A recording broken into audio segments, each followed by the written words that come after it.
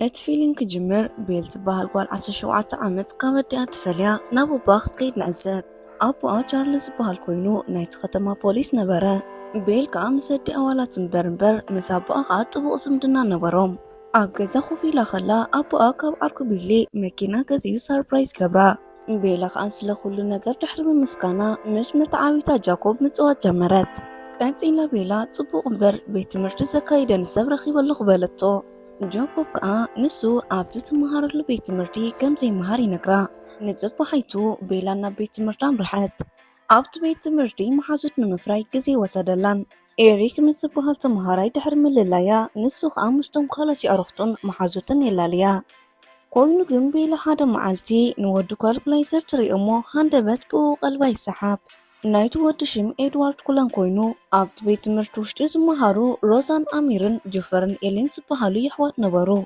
كوينو خا كالكلايزر مسبيتو بحدث أبيوم نبرو إدوارد كابتون كالوت بتعمي سقطن يخوينو كاب كا قلطف نبرا نسو نابت بيت مرتين ويلا دحر مرأيو سلساي حسب نبرا هذا معالتي أبناي بيولوجي كلاس بحدا يبطحهم بيلا ناب كلاس أبتعطولس نبرت كزي بفينك ليتر ناي بيلا شتان ناب إدوارد يخيد نسو خا ناي بيلا ناي سونتات أنا مسجنوو أبك بيدني عقل تبت هموتي أتو بعقل نفسه تقاطعيرو اتتمرتي كساب زودا يتبيمو مسودو الناوية كابت كلاسي واتس بيلا خابي إدوارد تغريما انت حما شكراس لزلني بمبال ننبسا بمشتات رقاقتت እቲ ነገር ዘይተዋሓጠላ ቢላ ካብ ክላሳ ምስ ወፀት ኤድዋርድ እቶም ኣመሓደርቲ ብቕልጡፍ ናይ ባዮሎጂ ክላሱ ክቕይሩሉ ከዘራርቦም ትሰምዕ ቤላ ከዓ ብዝበኣሰ እንታይ ኮይኑ ብምባል ድንግርግር ክብላ ጀመረ ንፅባሒቱ ቤላ ንኤድዋርድ ከም ትረኽቦ ተኣማሚና ናብ ቤት ትምህርቲ ኣቕንዐት ኮይኑ ግን ኣብኡ ምስ በፅሐት ዘይሓሰበቶ ነገር ረኸበት ኤድዋርድ ንክላስ ኣይመፀን ቤላ ከዓ ተስፋ ብዘይምቑራፅ በብመዓልቱ ምምፅኡ ትፅበይ ነበረት ንሱ ግን ንሰሙናት ናብቲ ቤት ትምህርቲ ይመፀን ቤላ ከዓ በቲ ነገር ኣመና ተጨነቐት ሓደ መዓልቲ ግን ናይ ባዮሎጂ ትምህርታ ንኽትምሃር ናብ ክላሳ ምስ ኣተወት ኤድዋርድ ኣብቲ ቦታ ኮፍ ኢሉ ረኣየቶ ኤድዋርድ ከዓ ብቐዳማይ ኮይተላለናን ኤድዋርድ ይበሃል ኢሉ ምስ ነብሱ የላለያ ክልቲኦም ጽቡቕ ተረዳዲኦም እናዓለሉ ከለዉ ሃንደበት ቤላ ናይ ዓይንቱ ሕብሪ ካብ ናይ ብቐዳማይ ከም ዝተቐየራ ነጊራ ምኽንያቱ እንታይ ምዃኑ ምስ ሓተተት ኤድዋርድ ግን ክምልሰላ ፈቓደኛ ኣይነበረን ዋላ ሓደ ከይተዛረበ ከዓ ገዲፍዋ ኸደ ናይ ሎሚ ትምህርቶም ወዲኦም ኩሎም ንናብ ገዝኦም ኣብ ዝኸዱሉ እዋን ቤላ ከም ሰባ ናብ ገዝኣ ኣብ ክትከይድ ዝሓሰበትሉ እዋን ሓደ ነገር የጋጥማ ሓደ መኪና ፍሬኖ ተበጢስዎ ናብ ኣገጹ ይመጽእ ነዚ ዝተዓዘበ ኤድዋርድ ብቕልጡፍ ናብኣ ብምኻድ ነታ መኪና ብሓንቲ ኢዱ ጠጠው የብላ ቤላ ከዓ ብትሪኦ ዘላ ተገሪማ ፈዚዛ ተረፈት ንፅባሒቱ ተራኺቦም እናዕለሉ ከለዉ ቤላ መንጎ ዕላሉ ኣትያ ስለቲ ናይ ትማሊ ዝተፈጠረ ነገር ሓተተቶ ኤድዋርድ ግን ስለ መንነቱ ክዛረብ ድሌት ኣይነበሮን ምናልባት እውን ነኪርያ ካብ ትርሕቀኒ ከይነገርኳን ተቐረበትኒ ሓይሽ ብምባል ነበረ እዚ ከምዚ ኢሉ ከሎ ንምሸቱ ናብ ገዝኦም ክኸዱ ከለዉ ኤድዋርድ ኣነ ንስኽን ካብ ድሕሪ ሕጂ መሓዙት ምዃን ይንኽእልን ይብላ ቤላ ከዓ ብዘርእያ ዘሎ ተለዋዋጢ ባህሪ ዝበኣሰ ክትጭናቕ ጀመረት ንፅባሒቱ ኣብቲ ቤት ትምህርቲ ትረኽቦ እሞ ሎሚ ምስ መሓዙታ ናብ ጎንጎም ባሕሪ ክትከይድ ስለ ዝኾነት ንኽመፅእ ተሓቶ ኤድዋርድ እውን ሕራይልዋ ይፈላለዩ ንሳ ከዓ ኣብቲ ገምገም ባሕሪ ኮይና እናተፀበየቶ ኤድዋርድ ግን ክመፅእ ኣይከኣልን ቤላ ኣብ መኪና ኮፍ ኢላ ኸላ ጃኮብ ምስ ኣዕርኽቱ መፅኦም ይሕወስዎም እናዕለሉ ከለዉ ከዓ ቤላ ንኤድዋርድ ትፅበይ ከም ዘላ ተረድአ ኣብ ማእኸል ከዓ ሓደ ዓርኪ ጃኮብ ናይ ኩሎም ቤተሰብ ናብዚ ክመፁ ይክእሉን እዮም ኢሉ የረድኣ ብምቕፃል ጃኮብ ምስ ቤላ በይኖም እናዕለሉ ከለዉ ቤላ ንጃኮብ ዓርክኻ እንተወይ ናይ ኩሎም ቤተሰብ ናብዚ ክመፁ ይክእሉን እዮም ይብል ነይሩ እንታይ እቲ ምኽንያት ኢላ ሓተተቶ ጃኮብ ነቲ ሓቂ ክሓብአላ ኣይደለየን እቲ ታሪክ ክጅምረላ ከሎ ናይ ኩለቲ ጎባን ናይ ኩለቲ ጓሳን ዝበሃሉ ክልተ ቤተሰብ ከም ዝነበሩ የረድኣ ብድሕሪ እዚ ናይ ኩሎም ጎባ ንናይ ኩለቲ ተኽላ ጓሳ ከጥቅዑ ጀመሩ ሓደ መዓልቲ ግን ክልቲኦም ቤተሰብ ኣብ ስምምዕ በፅሑ በቲ ስምምዕ መሰረት ከዓ ቤተሰብ ኩለን ናብዚ ከባቢ ንኸይኣቱን ናይ ኩለቲ ቤተሰብ ከዓ ስለ ኩሎም ጓሳ ምስጢር ከየውፅኡ ይሰማምዑ በዚ ምኽንያቱ ኤድዋርድ ናብዚ ክመፅእ ዘይከኣለ ኢሉ ብሉፅ ገበረላ ጃኮብ ቀፂሉ እቲ ታሪክ ዝተፈፀመ ነገር እዩ ወላ ሓደ ቁም ነገር የብሉን እንተደሊኸ ግን ኩለቲ ዝበሃል መፅሓፍ ኣሎ ይብላ እሞ ይፈላለዩ ቤላ ናብ ገዛኣ ምስ ኣተወት ጃኮብ ስለ ዝበላ መጽሓፍ ኣብ ጎግል ክደሊ ጀመረት። ድሕሪ ብዙሕ ምድላይ ከዓ ነቲ ጃኮብ ዝበላ መጽሓፍ ክትረኽቦ ከኣለት። ከም ዕድል እውን እቲ መጽሓፍ ኣብ ቀረባ ይሽየጥ ነበረ። ንጽባሒቱ ቤላ ምስ መሓዙታ ናብ ቀረባ ዝግበር ፓርቲ ክዳን ክዕድጋ ጀመራ። ቤላ ከዓ ነቲ ትደልዮ ዝነበረት መጽሓፍ ትዝ ይብላ እሞ ንመሓዙታ ሓንሳብ ዝገዝኦ መጽሓፍ ኣለኒ ብምባል ናብ መጽሓፍቲ ዝሽየጠሉ ድኳን ኣተወት። ኣብኡ ምስ በጽሐት ከዓ ሓደ ናይ ጃኮብ ዓሌት ሰብ ነበረ እሞ ካብኡ እቲ ትደልዮ መጽሓፍ ገዚኣ ወፀት። ቤላ መጽሓፍ ገዚኣ እናተመለሰት ከላ ብዙሓት መንእሰያት ይረኽብዋ እሞ ክታነኸልዋ ይፍትኑ። ኤድዋርድ ግን መኪና ሒዙ ይመጽእ እሞ ካብኦም ይድሕና። ናብቲ መሓዙታ ዝጽበይዋ ዘለዉ ቦታ ብመኪና የብጽሓ። ኮይኑ ግን መሓዙታ ኣንተ ኣበይ ጸኒሕኪ? ንሕና እኮ ምስ ደንጎኽና በሊዕና ወፂና ይብለኣ። ኤድዋርድ ድማ እቲ ጌጋ ናተዩ ኣነ ደንጎያ ይብለን። ኣብዚ በፂሕኪ ከይበላዕኺ ካብ ትምለሲ ቃነ ክጋብዘኪ ብምባል ንውሽጢ እትዋ። ኣብ ውሽጢ እናዕለሉ ከለዉ ኤድዋርድ ካብ ዝርኤ ክትሒዘ ሓደ ነገር ውሽጢ ተቋጻጺርዎ ከይደለኹ እውን ብኣኺ ከም ዝሓስብ ይገብረንሎ ኢሉ ነቲ ሓቂ ነግራ። ድሕሪዚ ናብ ገዛ እናተመለሱ ከለዉ ኢድ ብኢድ ይተናኸፉ። ቤላ ናይ ኤድዋርድ ኢድ ዘይከም ቀደሙ ኣመነ ከም ዝሓለ ዝተውዓለት። ብኸምዚ እንዳኸዱ ኣብ መንገዲ መኪና ናይ ኣቦ ቤላን መኪና ናይ ኣቦኡን ይርኡ። ንሶም ከዓ ስለቲ ጉዳይ ንምፅራይ ናብቲ ቦታ ምርሑ። ኣቦ ኤድዋርድ ድማ ሎሚ ንጎም ሚላን ዝተባሃለ ዓርክበኣ ኣብ ጃልባ ሞይቱ ከም ዝተረኸበ ይነግሮም። ነቲ ነገር ኣጨናቂ ዝገበሮ ግን ኣቀታትልኡ ምስቶም ኣብ ቀረባ ግዜ ዝሞቱ ሓደ ስለ ዝነበረ እዩ። ድሕሪሲ ቤላ ናብ ገዛኣ ተመሊሳ ነቲ ዝገዝኣቶ መጽሓፍ ከተነብብ ጀመረት። ኣብ መንጎ ሓደ ነገር ትርኢ እሞ ብዛዕባኡ ኣብ ጎግል ክትጻር ወሰነት። ኣብቲ መጽሓፍ ዝሑላት ተባሂሎም ዝተጻሓፉ ብኻልእ ከዓ ኤፖቶማኪን ይበሃሉ። እዞም ዓሌት እዚኦም ካብ ሰባት ኣዝዮም ዝተፈለዩ ነበሩ። ኣይሞቱን፣ ካብ ናይ ሰብ ንላዕሊ ቅልጣፍ ኣለዎም፣ ኣመና ሓያላት ምዃኖም እውን ኣንበበት። ኣብ መወዳእታ ግን ኣካሎም ኣመና ዝሑል ምዃኑ ተንብብ እሞ ምስቲ ዘጋጠማ ነገራት ኣተሓሒዛ ክትሓስብ ጀመረት። ንጽባሒቱ ንክሆን ንኤድዋርድ ትረኽቦ እሞ ስለቲ ነገር ክነግራ ክትጭቕጭቆ ጀመረት። ወሲኻ ስለቲ ዘንበበቶ መጽሓፍ ናይ ሰብን እንስሳትን ደም ዝሰትዩ ፍጡራት ተሓቶ። ኤድዋርድ ሕጂ ግን ነቲ ሓቂ ክሓብአላ ኣይደልየን። በዚ ከዓ ንቤላ ኣብ ሕቁኡ ሒዙ ናብቲ ጫካ ምርሐ። ቀፂሉ ኣካላቱ ፀሓይ ምስ ዓለቦ ከም ዘንፀባርቕ የርእያ። ቀፂሉ ኣብ መጀመርያ መዓልቲ ደማ ጨኒዎ ንምቁፅጻር ከም ዝኸበዶ ይነግራ። ኮይኑ ግን ኣነን ቤተሰበይን እንስሳታት ኢና ንምገብ ይብላ። ቀፂሉ ኤድዋርድ ኣነን ንስኽን ብሓደ ክንከውን ኣይንኽእልን ኢና፣ ምክንያቱ ኣነ ከም ናርክ ገይረ ደም ዝተመነኽዎ ንናይ ወልሓደ ተመነ ይፈልጥን እናበላ ቤላ መንጎ ተቋርጾ እሞ በዚ ትሕሰብ ንስኻ ክትጎድኣኒ ትኽእልኒ ኢኻ፣ ስለዚ ኣምነከየ ትብሎ። ቀፂላ ከዓ ብኸመይ ናብ ዝቕየር ከም ዝኽኣለት ትሓቶ። ኤድዋርድ ከዓ ትረኻ ክጅምር እቲ ነገር ዝተጀመረ ቅድሚ 107 ዓመት ክኸውን ከሎ ኣብቲ ሃገር ብከቢድ ተላባኢ ሕማም ይጥቃዕ እሞ ናብ ሆስፒታል ኣተወ። ኣብቲ ግዜ ወዲ 17 ዓመት ኮይኑ እቲ ሕማም በርቲዕዎ ክመውቱ ምስ ቀረበ ኣቦኡ ኳልትላይዘር ነኺሱ ከም ዝቐየሮ ይነግራ። ናብ ገዛኣ የፋንዋ እሞ ምስ ቤተሰበይ ከላልየኪ ይደሊ ኣለኹ እናበላ ከሎ ናይ ጃኮብ ቤተሰብ ይመፁ። ኤድዋርድ ከዓ ይሪኦም እሞ ብቕልጡፍ ክኸይድ ይውስን። ኣብ መኪና ኣትዩ እናኸደ ከሎ ምስ ናይ ጃኮብ ኣቦ ይፋጠጡ። ኤሊ ካብ መኪና ድሕሪ ምውራዱ ብዛዕባ ትማሊ ምሸት ዝተፈጠረ ሓደጋ ነቦኣ ክሓትት ጀመረ። ኤሊ ግን ናይቲ ሰብ ኣማውታ ፍልይ ዝበለ ብምዃኑ ንናይ ኩሎም ቤተሰብ ጠርጢርዎም ነበረ።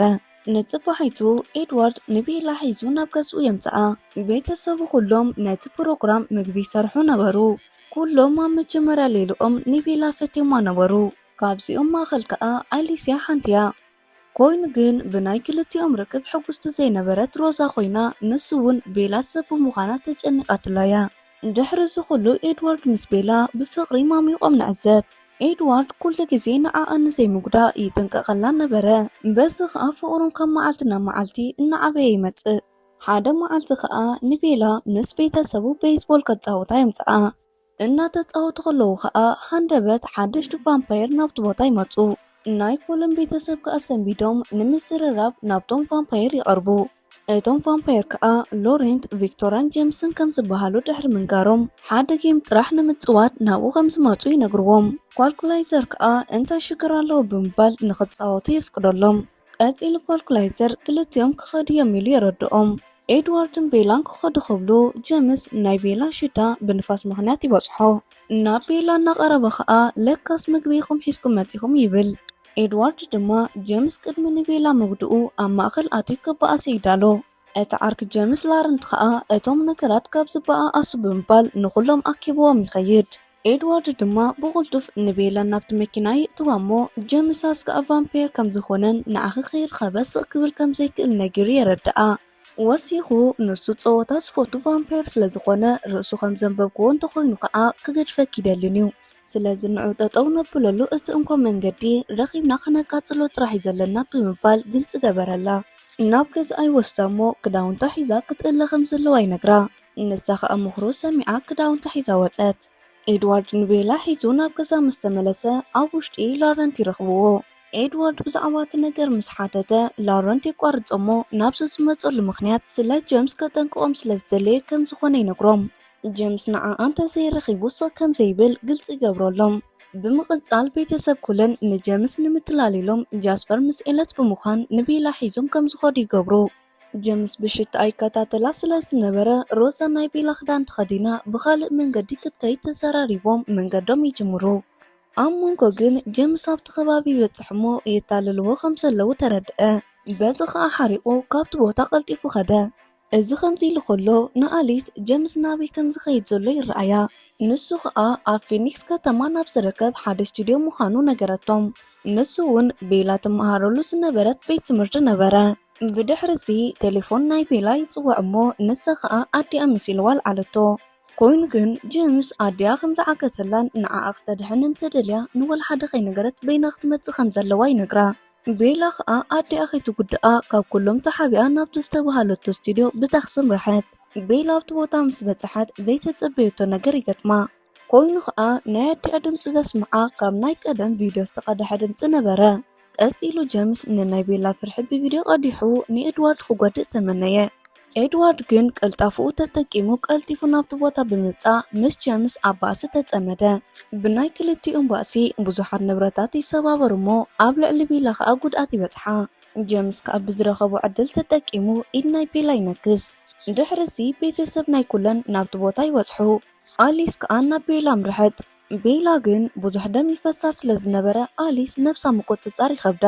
ኳልኩላይዘር ምስ ኣኸውን ይሓይሽ ብምባል ኣሊሳ ነቡኣ ተፅዋዕ እሞ ከም ዝሪኣ ትገብር። ብድሕሪዚ ምስ ኣሕዋታ ብምዃን ንጀምስ ይበኣስዎ። ክሳዱ ድሕሪ ምቁራፆም ከይትስእ ብምባል ብሓዊ የቃፅልዎ።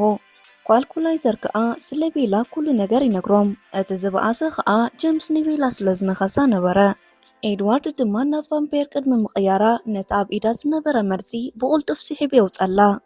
ድሕሪ ዝኩሉ ነገር ቤላ ንነብሳ ኣብ ሆስፒታል ረኸበታ። ስለ ዝተፈጠሩ ነገራት ከዓ ወላ ሓደ ነገር ኣይትዝክርንያ። በዚ ሰንቢዳ ከዓ ነዲኣ ሓተተታ። ኣዲኣ ከዓ ናይ ኢዳ ደም ሱር ከም ዝተበጠሰን ብዙሕ ደም ከም ዝፈሰሳን ብሓሶት ነገረታ። ወሲኻ ኣቦኹ ይፅበየኒ ስለ ዘሎ ብምባል ምስ ኤድዋርድ ንበይኖም ክዘራረቡ ብምሕሳብ ገዲፋቶም ወፀት። ኤድዋርድ ድማ ካብ ዝደቆሶ ይትስእ እሞ ኩሉ ነገር ይረድኣ። ቀፂሉ ምሳይ እንተኮንኪ ካብዚ ዝወኣሰ ሓደጋ ክበፅሐኪ ይኽእል እዩ ስለዚ ናብ ኣቦ ከተመለስ ይብላ። ቤላ ግን ኣነ ምሳኻ ምዃነ ዝደሊ ብምባል ሓንገደት። ድሕሪ መዓልታት ከዓ ናይ ቤት ትምህርቲ ምድላው ስለ ዝነበረ ኤድዋርድ ካብ ገዛ ንቤላ ይወስዳ። ካብ መኪና ድሕሪ ምውራዶም ከዓ ጃኮብ ይመፅእ እሞ ንቤላ ምስ ናይ ኮሎም ቤተሰብ ዘለክ ዝምድና ኣቦይ ኣይፈተዎን ኣቋርፂ የይልኪ ኢልዋ ይኸይድ።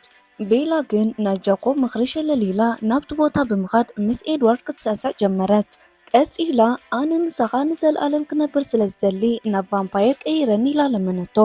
ኤድዋርድ ግን ሓሳባ ከይተቐበለ ክሳዳ ስዒሙ ንኩሉ ነገር ጥንቁቕ ይኸውን። ናይ ፓርትዋን ትዕዝብትና ኣብዚ ንዛዝም ብዙሓት ክፋላት ስለ ዘለውዋ ብቅደም ተኸተል ክነስዕበልኩም ምዃና ቃልና ኣተና እንተፈቲኹማ ላይክ ሼር ብምግባር ንዘለኩም ሃናፅ ርኢቶ ይኹን ሓበሬታ ኣብ ኮመንት ሴክሽን ኣቕምጡልና። ናይ ወትሩ ተኸታተልቲ መደብና ንምዃን ሳብስክራይብ ዘይገበርኩም ሳብስክራይብ ጎር እንዳበልኩ ኣብ ቀፃሊ ብካልእ መደብ ዝረኸብ ሰሰናዩ። ኤድ ፊልም ክጅምር ኣብ ጣልያን ቮልተራ ከተማ ብዙሓት ህዝቢ ቀይሕ ክዳን ተኸዲኖም ሓደ በዓል እናኽበሩ ንዕዘብ። ቤላ ከዓ ነቶም ሰባት ደፋፊኣ ምስ ወፀት እቲ ኣብ መንደቕ ዝነበረ ሰዓት 12 ይኸውን። እቲ ትዕዝብቲ ብቕፅበት ንቤላ ናብ ሓደ ጫካ ይእትዋ። ኣብ ቅድሚኣ ዓባያ ትሪኣ እሞ ዓባያ ኢላ ናብኣ ክትቀርብ ጀመረት። ቀፂላ ንኤድዋርድ ካብቲ ጫካ ክወፅእ ትርእዮ እሞ ግደፍ ናብዚ ተቕረብ ዓባይ ከይትርእካ ትብሎ። ኤድዋርድ ግን ብዘይ መልሲ ናብ ዓባያ ሒዝዋ ይኸይድ።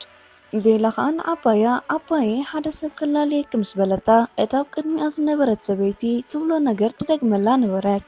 ቤላ በቲ ነገር ተገሪማ ነታ ኣረጊት ሰበይቲ ምስ ተንከፈታ ብቕፅበት ናይታ ሰበይቲ ኣካላት ተቐየረት።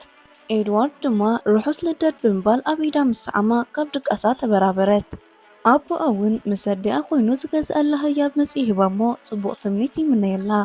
ቤላ ከዓ ዝተዋሃባ ህያብ ሒዛ ናብ ቤት ትምህርቲ ኣምርሐት። ኣብኡ ከዓ ምስ ኤድዋርድ ትራኸብ እሞ ዕላል ጀመሩ። ኤድዋርድ ድማ 18 ዓመት ስለ ዝመላኺ እንኳዕ ደስ በለኪ ምስ በላ፣ ቤላ ድማ እወ ሕጂ ደኣ ብዕድመኻ ባኻ ዓብዪ ትብሎ። ንሱ ከዓ ተቐብል ኣቢሉ ኣነኮ 109 ዓመተይ መሊአ ይብላ እሞ ይሰዓዓሙ። እንድሕሪ ጃኮብ ይመጽእ እሞ ዓመት ኣሎሙ ምዃኑ ኣብ ቀረባ ከም ዝሰምዐ ይነግራ። ዘምጽኣላ ህያብ መንፈስ ዘባርር ሃብል ይሂባ እሞ ኣብ ዝደለየቶ ሰዓት ናብቲ ሓድሽ ዝገዝኦ ገዛ ክትመጽእ ከም እትኽእል ነጊርዋ ይኸይድ። በዚ ከዓ ተተሓሒዞም ናብ ክላስ እናምርሑ ከለዉ ሓፍቲ ኤድዋርድ ኤሊስ ትመጽእ እሞ ዘምጽኣተላ ህያብ ትህባ እሞ ወሲኻ እዚ ክዳን ንዓይ ክትብሊ ተኸደኒ እሞ ንምሸቱ ከዓ ናብቲ መደብ ንዒላታ ኸደት። ንምሸቱ ከዓ ኤድዋርድ ስለ ቮልተሪ ቫምፓየር ታሪክ ይነግራ። እዚኦም ቫምፓየር ልዕሊ 3000 ዓመት ኣብ መሬት ዝነበሩ ክኾኑ ከለዉ ካብ ካልኦት ቫምፓየራት ከዓ ከም ንጉሳት ዘርኢ ይቁፀሩ ነበሩ። ኣብ ውሽጦም ሓደገኛታት ቫምፓየራት ዝሓዙ ክኾኑ ከለዉ ምስጢሮም ንኸይወፅእ ዓብ ጥንቃቐ ይገብሩ። ኣብ ሓደ ወቅቲ ሃርድላይዘር ምስኦም ይሰርሕ ነበረ። ኮይኑ ግን ኣብ ልዕሊ ደቂ ሰባት ብዘውርድዎ በደሪኡ ክፈላለዩ ከኣለ። ቀፂሉ ኤድዋርድ ክመውት ዝደሊ ዝኾነ ይኹን ቫምፓየር ናብኦም ከም ዝኸይድ ይነግራ። ቤላ ከዓ ግደፍ እስከ ከምዚ ተዕልለኒ ኢላ ምስ ተዛረበት ኤድዋርድ ተቐቢሉ ንዓይ ክጎድእኒ ይክእልንዮም፣ ኮይኑ ግን ንስኻ ሓደ ነገር ምስ ትኾነ ግን ይብላ እሞ ንሳ ከዓ ዝኾነ ነገር ከይፍጠርኮ ክትቅይረኒ ይግባእ ትብሎ። ብፍላይ ቪክቶርያ ናይ ጀምስ ሰበይቱ ክትቀትለኒ ትደልያ በለቶ። ኤድዋርድ ግን ከም ቀደሙ ኣይቅይረክን ኢሉ ድርቕ ይብላ። ብድሕሪዚ ናብቲ ናብ ቤላ ዝተዳለወ ፕሮግራም ይምርሑ። ቤተሰብ ኤድዋርድ ድማ ዘዳልውላ ህያብ ይህብዋ እሞ ዋላ እውን ከም ካልኦት ቤተሰብ ሕጉስቲቱ ክንሮሳ ግን ከም ካልኦት ናይ ክሳድ ሃብል ሃበታ። ቤላ ከዓ ተሓጒሳ ነቲ ህያባት ክትከፍቶ ጀመረት። ኮይኑ ግን ኣብ ታህዋኽ ስለ ዝነበረት ሃንደበት ኢዳ ትሓርዶ። ንሳ ከዓ ብቫምፓየራት ተኸቢባ ከም ዘላ ረሲዓ ንእሽተይ ብምባል ነቲ ነገር ቀሊል ክትገብሮ ፈተነት። እዚ ነገር ግን ኣብ ጃስፐር ይሰርሕ ኣይነበረን። ኤድዋርድ ድማ ጃስፐር እናተቐየረ ከም ዝመጽእ ዘሎ ስለ ዝረኣየ ንቤላ ደፊእ የውድቓ እሞ ምስ ሓዊ ተሓሓዝ። ኣብ መንጎ ሃርድላይዘርን ኤሊን ንጃስፐር ሒዞም ይረጋግእዎ እሞ ቤላ ምስ መንደቕ ድሕሪ ምግጫዋ ዝበኣሰት ደም ስለ ዝነበረት ድማ ቀስ ብቐስ ኣብ ኩሎም ክበጽሕ ጀመረ። ኣሊስ ድማ ኣነ ከኣልኩን ትብል እሞ ኩሎም ተተሓሒዞም ይወፁ። ኳልትራይዘር ድማ ደም ከም ካልኦት ስለ ዘይቅይሮ ንቤላ ይሕግዛ ነበረ።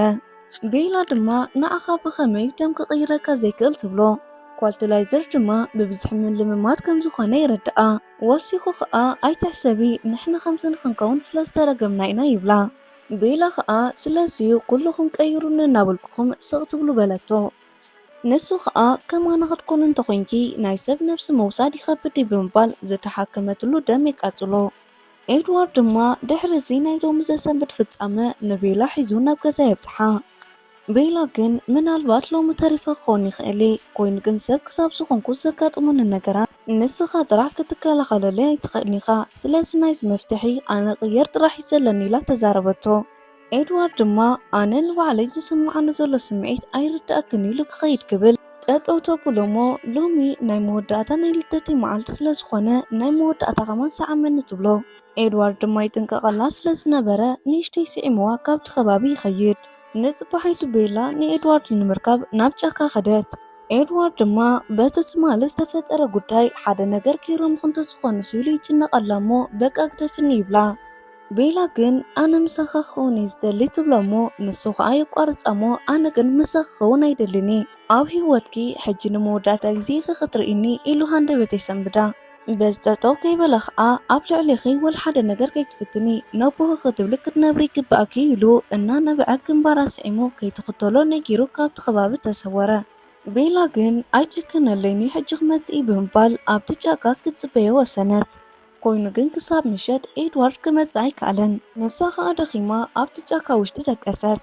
ሃንደበት ከዓ ሓደ ተኹላ ናብኣ ገጹ ክቐርብ ጀመረ። እዚ ከምዚ ኢሉ ከሎ ኣቦኣ ፖላይስ ኣኸቲሉ ይደልያ ነበረ። ባማ ዝተባህለ ዓርኪ ጃኮብ ከዓ ኣብቲ ጫካ ወዲኣ ከም ዝረኸባ ይነግሮም። ቤላ ናብ ገዝኣ ድሕሪ ምምላሳ ዝተፈለየት ሰብ ኮነት። ንብዙሓት ኣዋርሕ ምሸት ምሸት ክትሳቀ ጀመረት። ዝበኣሰ ከዓ ካብ መሓዙታ ርሒቓ ኩሉ ግዜ ስለ ኤድዋርድ ተሓስብ ነበረት። በቢግዚኡ ናይ ኤድዋርድ ታሪክን ስለ ዘጋጠማ ነገርን ንኤሊ ትፅሕፈላ ነበረት። ኮይኑ ግን ኩሉ ግዜ ትልእኾ መልእኽቲ ንኤሊ በፅሓ ኣይነበረን። ብናይ ጓሉ ኩነታት ዝተጨነቐ ቻርሊ ከዓ ንስኽና ዲኽን ጃኮብ ናብ ዝነብረሉ ቦታ ክትከዱ ኣለኩም ይብላ። ኣብኡ ከዓ ብዙሕ ሰብ ክትረኽቢ ኢኺ ይብላ። ቤላ ከዓ ነቡኣ ካብ ዝንላዕለ ንዘይምጭናቕ ሎሚ ምስ ማሓዝተይ ሾፒንግ ክንከይድና ኢላ ተረጋግኦ። ኣቦኣ ከዓ ሕራይ ኪዱ ኢሉ የፍቅደላ። ንምሸቱ ከዓ ቤላ ምስ ጆሲካ ኮይና ናብ ሲኒማ ኣተይ ፊልም ይሪኣ። ወዲ እናተመለሰ ከለዋ ከዓ ቤላ ብዙሓት ኣወዳት ትዕዘብ እሞ ነቲ ቅድሚ ሕጂ ካብ ከምዚኦም ዓይነት ሰባት ኤድዋርድ ዘድሓና ተዚብላ እሞ በዚ ከዓ ሕጂ እውን ካብዚኦም ከድሕነን ኢሉ ኤድዋርድ ክመጽእ እዩ ኢላ ሓሰበት። ብቐጥታ ከዓ ናብኦም ምስ ሰምረሐት ናይ ኤድዋርድ መንፈስ ይግለጽላ እሞ ኣብ ከምዚ ዓይነት ሽግር ውሽጢ ኣይኣትነ ኢልክኒ ነበርክን ይብላ። ቤላ ግን ሰቒላ ናብቲ መራሒኦም ብምኻድ ኣብ ሞትኡ ተሰቐለት። እቲ ሰብ ከዓ ኣብ ሞትኡ ሰቒልዋ እናኸደ ከሎ ኤድዋርድ ከምዘይመጽእ ተረዲእዋ ንኽመልሳ ተዛረበቶ። ብድሕሪ ግን ቤላ ንኤድዋርድ ንምርሳዕ ትውስን እሞ ክልተ ሞቶ ሒዛ ናብ ጃኮብ ገዛ ምርሐት። ጃኮብ ከዓ ንቤላ ብምርኣይ ደስ ይብሎ። ቤላ ከዓ ምናልባት ግዜ ክረክብ ይኽእል ኢላ ብምሕሳብ ክልተ ዝተበላሸው ሞቶ ሒዛ ከም ዝመጸት ነገረቶ። ወሲኻ ከዓ ዝተበላሸው ነገራት ክትዕሪ ደስ ይዝብለካ በለቶ። ጃኮብ ከዓ ቤላ ስለ ዝኾነቶ ሽክር የብሉን ብሓደ ክንሰርሖ ኢና ኢሉ ብሓሳባ ይሰማዕ። በዚ ከዓ ነተን ሞቶ ከውርደን ከሎ ጽናሕ ክሕግዘካ ከቢድ ኢላ ናብኡ ቀረበት። ንሱ ግን ብቐሊል እዩ ነተን ሞቶ ከውርደን ዝኽኣለ። ቤላ ከዓ በቲ ነገር ተገሪማ ገና ኣብ 16 ዕድሜኻ ነዚ ብኸመይ ክትገብሮ ክኢልካ በለቶ። ጃኮብ ከዓ ዕድመኮ ስቑኢሉ ቁፅሪ ብምባል ነተን ሞቶ ክዕሪ ጀመረ።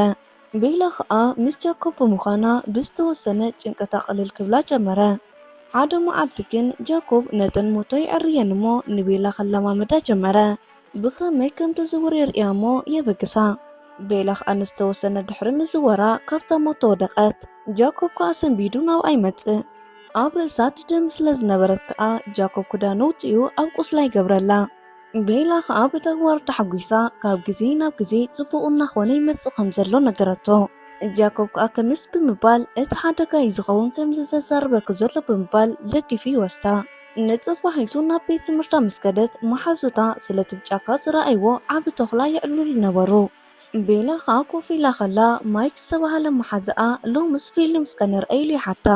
ቤላ እውን ወላ ሓደ ሽክር የብሉን ኢላ ምስ መለሰት ማይክ ከዓ ኣብ ቀረባ እዋን ዝወፅእ ጽቡቕ ናይ ሮማንስ ፊልሚ ኣሎ ኢሉ ይነግራ። ቤላ ከዓ ዝሓሰቦ ነገር ስለ ዝተረድአት ኣነ ሮማንስ ፊልም ኣይፈቱኒ ንምንታይ ኣክሽን ፊልም ዘይንርኢ ትብሎ። በዚ ከዓ ሓሳቡ ቀየረቶ።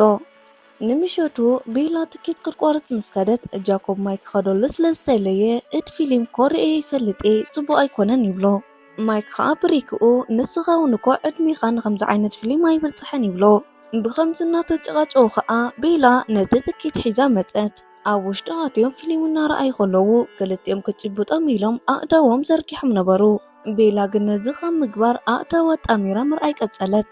ማይክ ነዚ ፊልም ስለ ዝፈርሖ ተሲኡ ናብ ሽቃቅ ኣምርሐ። ጃኮብ ከዓ ብተግባሩ እናሰሓቀ ካልእ መዓልቲ ግን ኣክሽን ፊልም ክርኢ ከሎ ዘስሕቅ ሒዝክንዕ ይብላ። ብተወሳኺ ኢዳ ክሕዛ ክብል ቤላ ተፈንዎ እሞ ጃኮብ ከዓ ሕጂ እውን ነዚ ሰብኣይ ረሳዕክዮን ምስ ደሉ ይሓርቕ። ማይክ ከዓ ካብ ሽቃቅ ወፂ ይመፅእ እሞ ጃኮብ ከዓ ሓሪቑ ስለ ዝነበረ ምስኡ ሓደን ክልተን ይበሃል። ቤላ ከዓ ንክልቲኦም ከተረጋግእ ኢላ ናብ ጃኮብ ምስ ተፀግዐት ኣካላቱ ኣመና ይመውቕ ከም ዘሎ ረኣየት እሞ ኣካላትካ ኮ ይመውቕ ኣሎ እንታይ ኮንካ ኢኻ በለቶ። ጃኮብ ከዓ ኣነ እውን እቲ ዝፍጠር ዘሎ ነገር ኣይተረድኣንን ኢሉ ገዲፍዋ ይኸይድ። ካብታ መዓልቲ እቲኣ ድማ ቤላ ንጃኮብ ዋላ እንተደወለትሉ ቴሌፎን ከልዕላ ፈቃደኛ ኣይነበረን። እቲ ነገር ኣመና ስለ ዘጨነቃ ከዓ ናብ ገዝኡ ምርሐት። ጃኮብ ከዓ ጨጉሩ ተቆሪፁን ተወቂጡን ትሪኦ እሞ እንታይ ይኸውን ከም ዘሎ ሓተተቶ። ጃኮብ ከዓ ካብ ድሕር ሕጂ ኣነ ንስኽን መሓዙት ክንከውን ኣይንኽእልን ይብላ። ቤላ ከዓ ዝፀረቦ ዘሎ ነገር ከምዘይተረድኣ ምስ ነገረቶ ሳብ ምስ ኣዕርኽቱ ጃኮብ ክፅንበሮም ይነግርዎ። ንሱ ከዓ ኣነ ከም ቀደም ኣይኮንኩን ናብዚ ተመሊስኪ ትመጽእ እንተኮንኪ ክትጉድኢ ኢሉ ዋና በዓል ሳም ኣምርሐ። ቤላ ከዓ ነቲ ዝተፈጠረ ነገር ደጊማ ንኣሊስ ጸሓፈትላ። ምስ ጃኮብ ከም ዝተፈላለዩን ቀጺላ ምስ ኤድዋርድ ጽቡቕ ግዜ ናብ ዘሕለፉሉ ቦታ ከም ተመርሕ ጸሓፈትላ። ቤላ ከዓ ኣብቲ ቦታ ምስ በጽሐት ከም ቀደሙ ዘይኮነ ዝተባላሹ ረኸበቶ። ስለ ኤድዋርድ እናሓሰበት ከላ ከዓ ናይ ቪክቶርያ መሳርሕቲ ላረንት ናብኣ ይመጽእ። ንሱ ከዓ ናብዚ ዝመጸሉ ክሳብ ሕጂ ብናይ ኮሎን ቤተሰብ ተሕለው ከም ዘለኽን ኸጻርየላ ኢላያ ቪክቶርያ ልኢኻትኒ ይብላ። ወሲኹ ኣፍቃርኺ ኤድዋርድ ገዲፉ ክኸይዱ ምሽዶ ይብላ። ኮይኑ ግን መንፈስ ናይ ኤድዋርድ ይግለጸላ እሞ ኣይ ምሳይ እኮ ዘሎ ኢላ መለሰትሉ። ላውረንት ከዓ ቀጺሉ ሕጂ ሓላው ይብልክን ቪክቶርያ ከዓ ሕነ ክትፈዲ ስለትደሊ ክትሞቲ ትደለይክን እያ ስለዚ ካብዚ ኩሉ ነገር ኣነ ክገላግለኪ ይብላ። ብተወሳኺ ኣጆኺ ብዙሕ ኣየሕምምኒው ቀልጢፈ ይቃትለኪ ኢሉ የረድኣ። ቤላ ከዓ ሕራይ ክወሮ ኢላ ዓይና ሸፈነት። ኮይኑ ግን ሓደ ዘይተሓሰበ ነገር ሃንደበት ይኸውን። እቲ ቅድሚ ሕጂ ዘድሓና ተኹላ ቀሲሉ ካብቲ ጫካ ይወፅእ እሞ ኣብ ቅድሚኦም ጠጠው በለ። ቀስ ብቐስ ከዓ እቶም ካልኦት ተኹላታት ውፅእ ውፅእ ምስ በሉ ላውረንት እግሪ ያውፅኒ ብምባል ይሃድም። እቶም ተኳሉ ከዓ ነቲ ቫምፓየር እናሰዓቡ ይጎዩ። ሓደ ቡናዊ ተኹላ ከዓ ናብ ቤላ ይምርሕ እሞ ርእዋ ንዕኦም ተኸቲሉ ክጎይ ጀመረ። ላውረንት ምስቶም ተኳሉ ባእሲ ምስ ጀመረ ቤላ ከዓ ካብቲ ከባቢ እናጎየት ወፀት። ብኻልእ መዓልቲ ከዓ ንጃኮብ ንምርካብ ናብ ወኩዓ ቤሊ ምርሐት። ቤሊ ከዓ ጃኮብ ኣብኡ ከምዘየለ ወላ እንትነገራ ቤላ ግን ይሕስዋ ከምዘሎ ተረዲኣ ናብ መደቀሲኡ ምርሐት። ጃኮብ ከዓ ኣብ ዓራቱ ደቂሱ ረኸበቶ። እቶም የዕርኽቲ ጃኮብ ከዓ ናብኡ ምስ መፁ እንታይ ከም ጌርኩሞ ኢላ ምስ በዓል ሳም ክትጨቃጨቕ ጀመረት። ሓደ ካብኣቶም ብናይ ቤላ ዘራረባ ምስ ሰሓቐ ቤላ ሓሪቓ ብፅፊያ ይትሃረመቶ። በዚ ከዓ ንሱ ኣካል ምቁፅጻር ኣብይዎ ናብ ተኹላ ይቅየር እሞ ናብ ኣገጹ ይጽካዕ። ቤላ ሰንቢዳ ናብ ገዛ እናተመለሰት ከላ ጃኮብ እውን ይመጽእ እሞ ንሱ እውን ናብ ተኹላ ይቕየር። በዚ ከዓ ክልቲኦም ናብ ተኹላ ዝተቐየሩ ተባኢሶም እናተናኸሱ ናብቲ ጫካ ምርሑ። ሳም ከዓ ንቤላ ናብ ገዛ ውሰድዋ ኢልዎም ናብቲ ጫካ ኸደ። እቶም ናይ ጃኮብ የዕሩኽቲ ከዓ ንቤላ ናብ ገዛ ይምጽዋ እሞ ቅድሚ ናብ ገዛ ምእተዋ ግን ቤላ ጃኮብ እኳ ኣብ ሓደጋ ክህሉ ይኽእል እዩ ናብኡ ክንከይድ ኣለና ኢላ ትሓስብ። ንሶም ግን ጃኮብ ሓያል ስለ ዝኾነ ወል ሓደ ይከውኒ ይብልዋ። ወሲኾም ከዓ ኣብ ውሽጢ ዝነበረት ሰበይቲ ሳም ከይተፍትጠላ ነጊሮም የእትውዋ። ቤላ እቲ ነገር ዝተረድኣ ግን ንሰይቲ ሳም ምስ ረኣየት እዩ። ንሳ ከዓ ትሰንክቶ ዝነበረት ባስተ ትህቦም እሞ ቤላ ማለት ናይቲ ቫምፓየር ኣፍቃሪት ምዃና ይነግርዋ።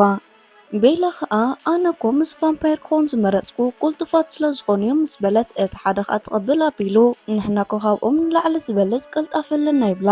ኮይኑ ከዓ እቶም ዝበኣሱ ዝነበሩ ክልቲኦም እናሰሓቁ ይመፁ። እቲ ዝፀፋዓቶ ተኹላ ከዓ ይቕሬታ ሓታ እሞ ምስ ጃኮብ ክዘራረቡ ናብቲ ገምገም ባሕሪ በሉ። ቤላ ከዓ ንስኹም ማለት እቶም ናይ ሰባ ዛብእ ኢኹም ማለት ዲ ትብሎ። ብተወሳኺ እዚ ነገር ክትቋፃፅሮ ኣይትኽእልኒ ኸኢላ ትሓቶ።